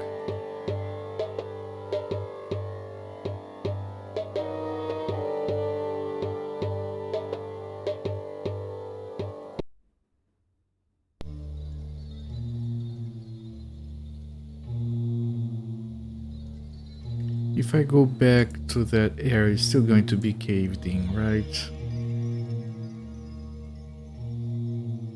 Yeah.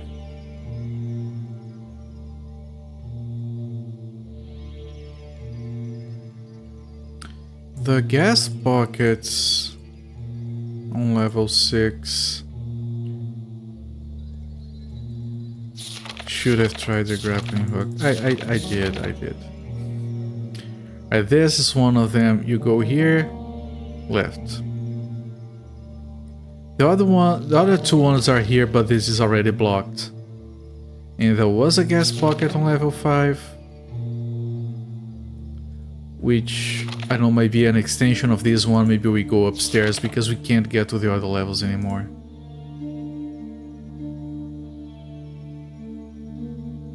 Right, the lifts are still jacked.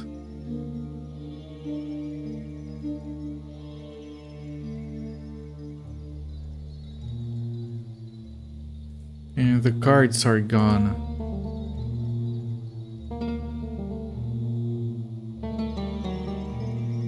Make sure I look at every wall on these dead ends. There's another dead end over here if I recall.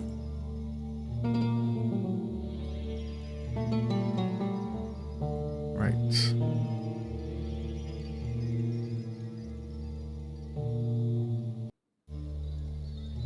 And here's some tracks we can't use anymore. Yeah. So it has to be there, but... Can't we, like... go back to the infirmary, grab the dead guy and throw him on the spikes so we can pass? That would be pretty good, right?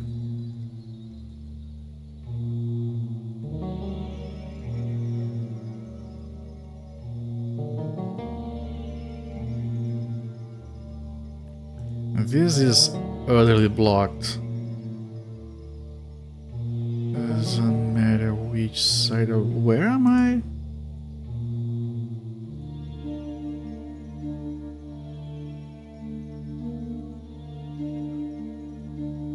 Wait, what? Where am I? Is this the dead end? It is, okay. And I wanted to look at the other dead end, which is here. And then right. Anything at all around here? Because there was another gas pocket. Crap.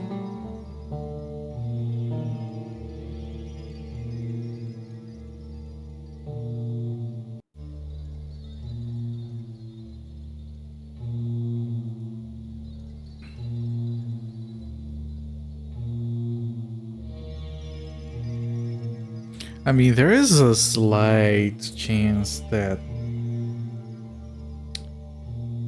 I had to turn the wrong way on one of the other 5 fans.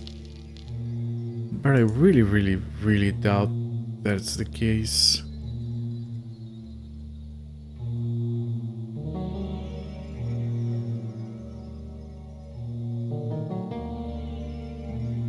Ah, it was the wrong other way. Whatever.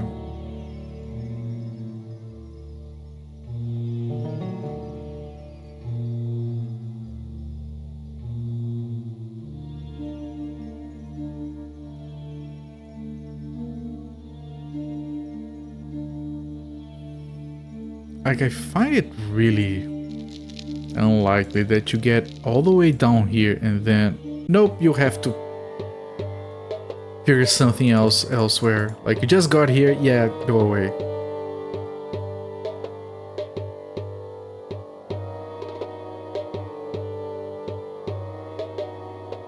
Can I use the book on this arch?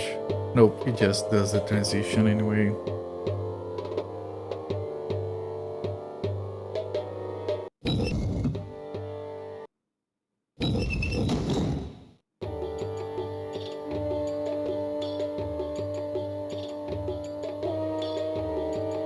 Alright, Mystic Theurge, I'm glad to have you here as well. Have a good sleep, my friend.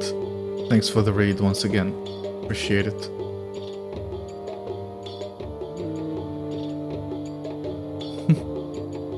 Nice emotes.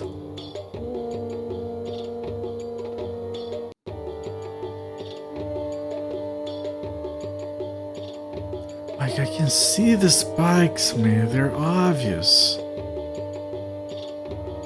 If you go all the way, it's not like I could, like, just scoot myself over to the right. I mean, maybe that is what you do. Hang on. No, of course not. Ow! Ow!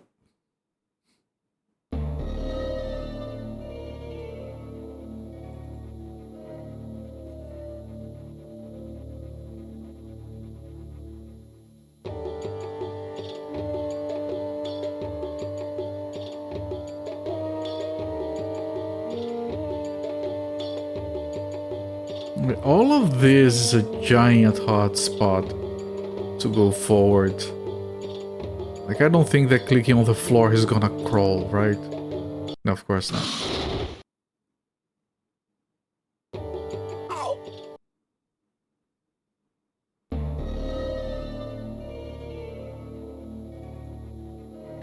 There's nothing else I can interact with. I tried to use my items on the freaking walls.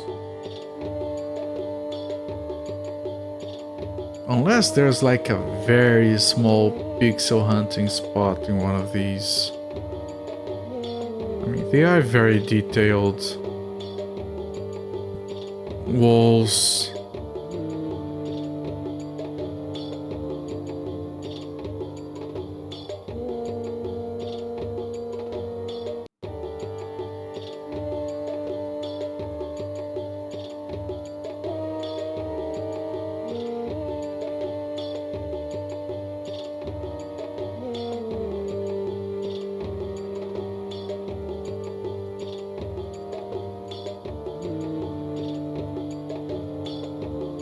And why can't I just translate this stuff? You should have clues.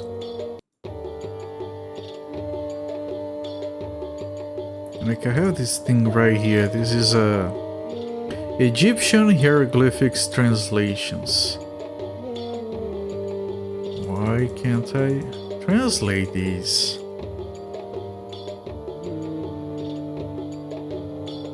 I mean, if I could bring Lori down here. You know what? Maybe you can wake her up now. Maybe the game lets you. I'm gonna go. We have a save here. I'm not gonna save again. But I'm gonna go up there and see if she's still moaning. If you give her the smelling salts again.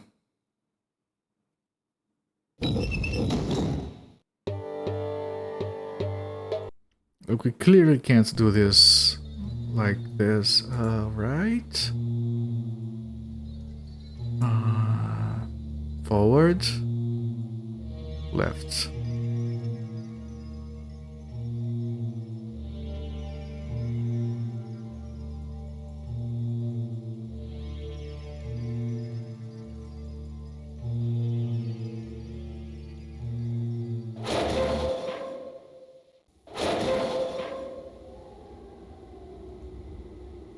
So let me see, maybe now the game lets you use the smelling salts. I hadn't tried because I don't like to hear her moaning. It's really annoying.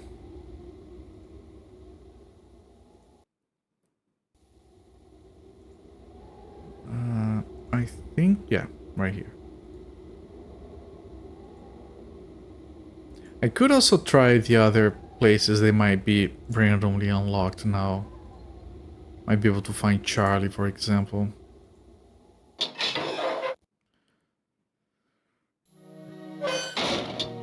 Laurie Waters.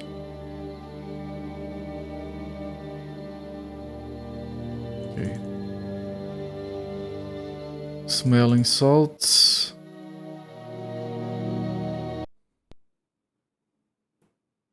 Nope.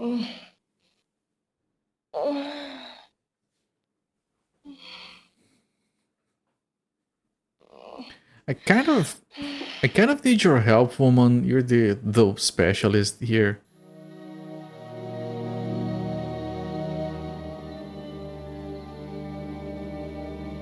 Can I like boil some water and throw on her, see if that will wake her up? Yeah, she's just...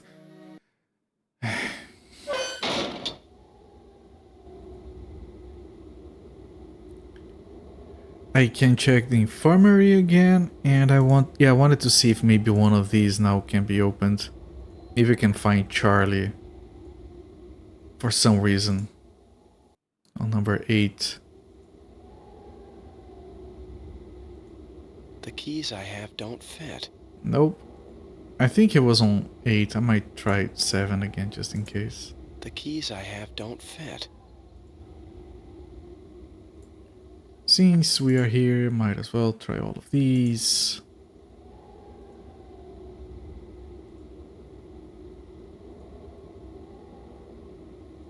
One. The keys I have don't fit. If it requires the keys, it's not going to work. Otherwise, it would have worked before. 2, we have gone into... That's the Nazi stuff. The keys I have don't fit. And we have gone into the one... Wait. Okay, no, the keys are there. And one of these has the broken window. We have gone into that one as well. The keys I have don't fit.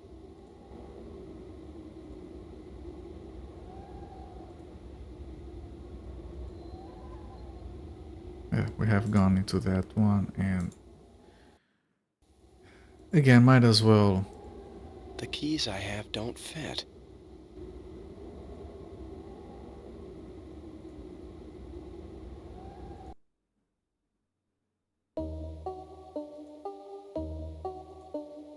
Now this is... I think this is where we got the necklace. I can't leave through the door, of course. I'm gonna take a quick look at the infirmary. I guess. I could try going to these ones that were locked. But don't even try the keys, that's pointless.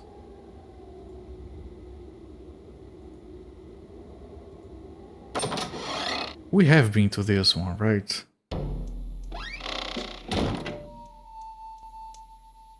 Yep, this one was the one with the electrical tape.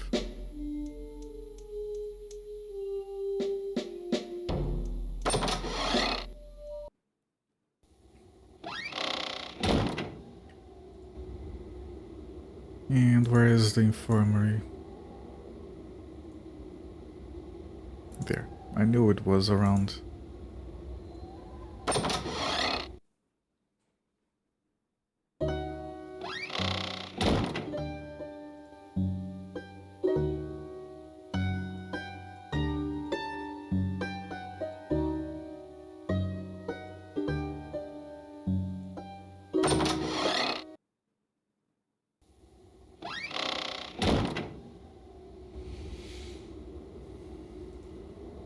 I have checked his office, he wasn't there.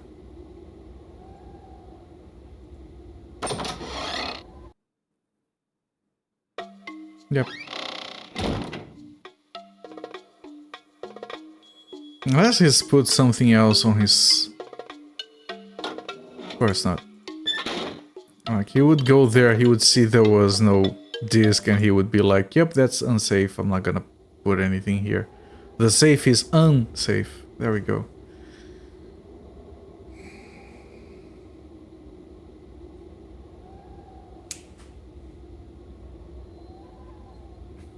Now we have the lamp. What could we possibly do there without her help? I can't shoot the spikes, I can't translate this scroll.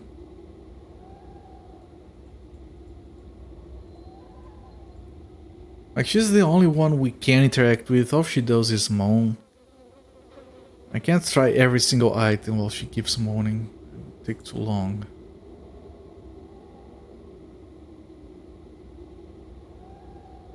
Davenport is no longer at the tower.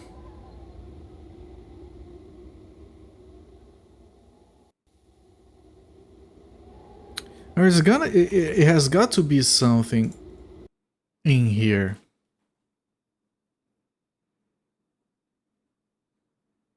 That we are missing.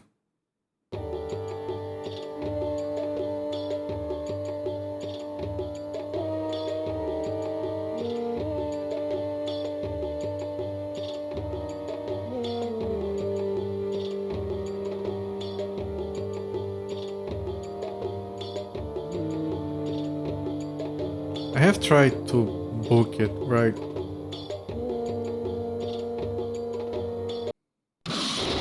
I'm gonna try to book it, to scroll it, and to necklace it, just to make sure we're not missing one of those.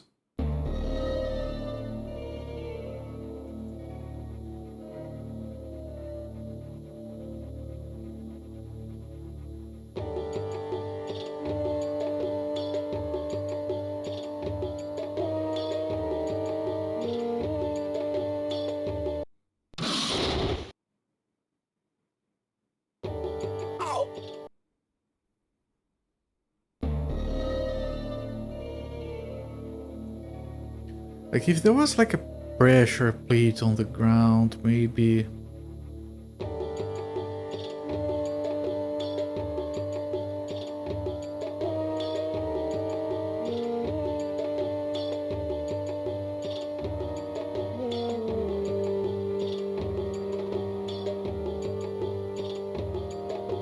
Anything else that we could interact with?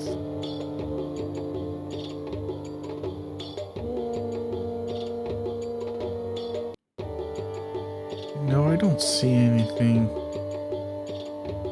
Like, this is an entire area of going forward towards that. They don't have two strips of nothing and the turnarounds. These walls I have searched, they have absolutely nothing. And this is the same thing. Left, right, and going forward and two strips of nothing. that I have tried to.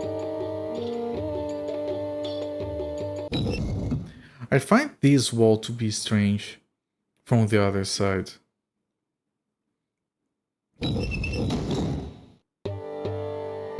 Because you try to approach it and you automatically go across. I wish we could approach it and then try to read these, for example.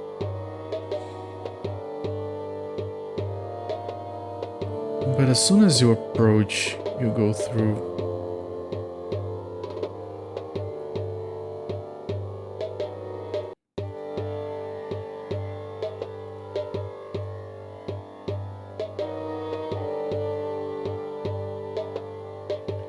Yeah, I can't like approach right here from this corner right here. If I click here, it still goes all the way through.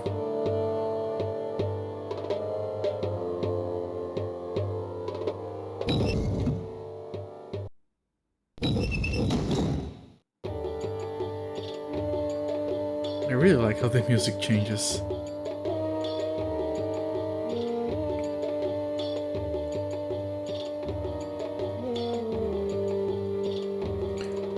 We don't have the lamp doesn't show while you are in here.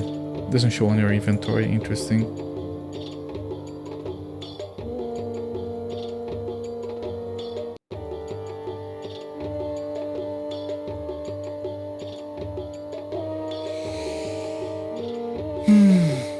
What a mystery.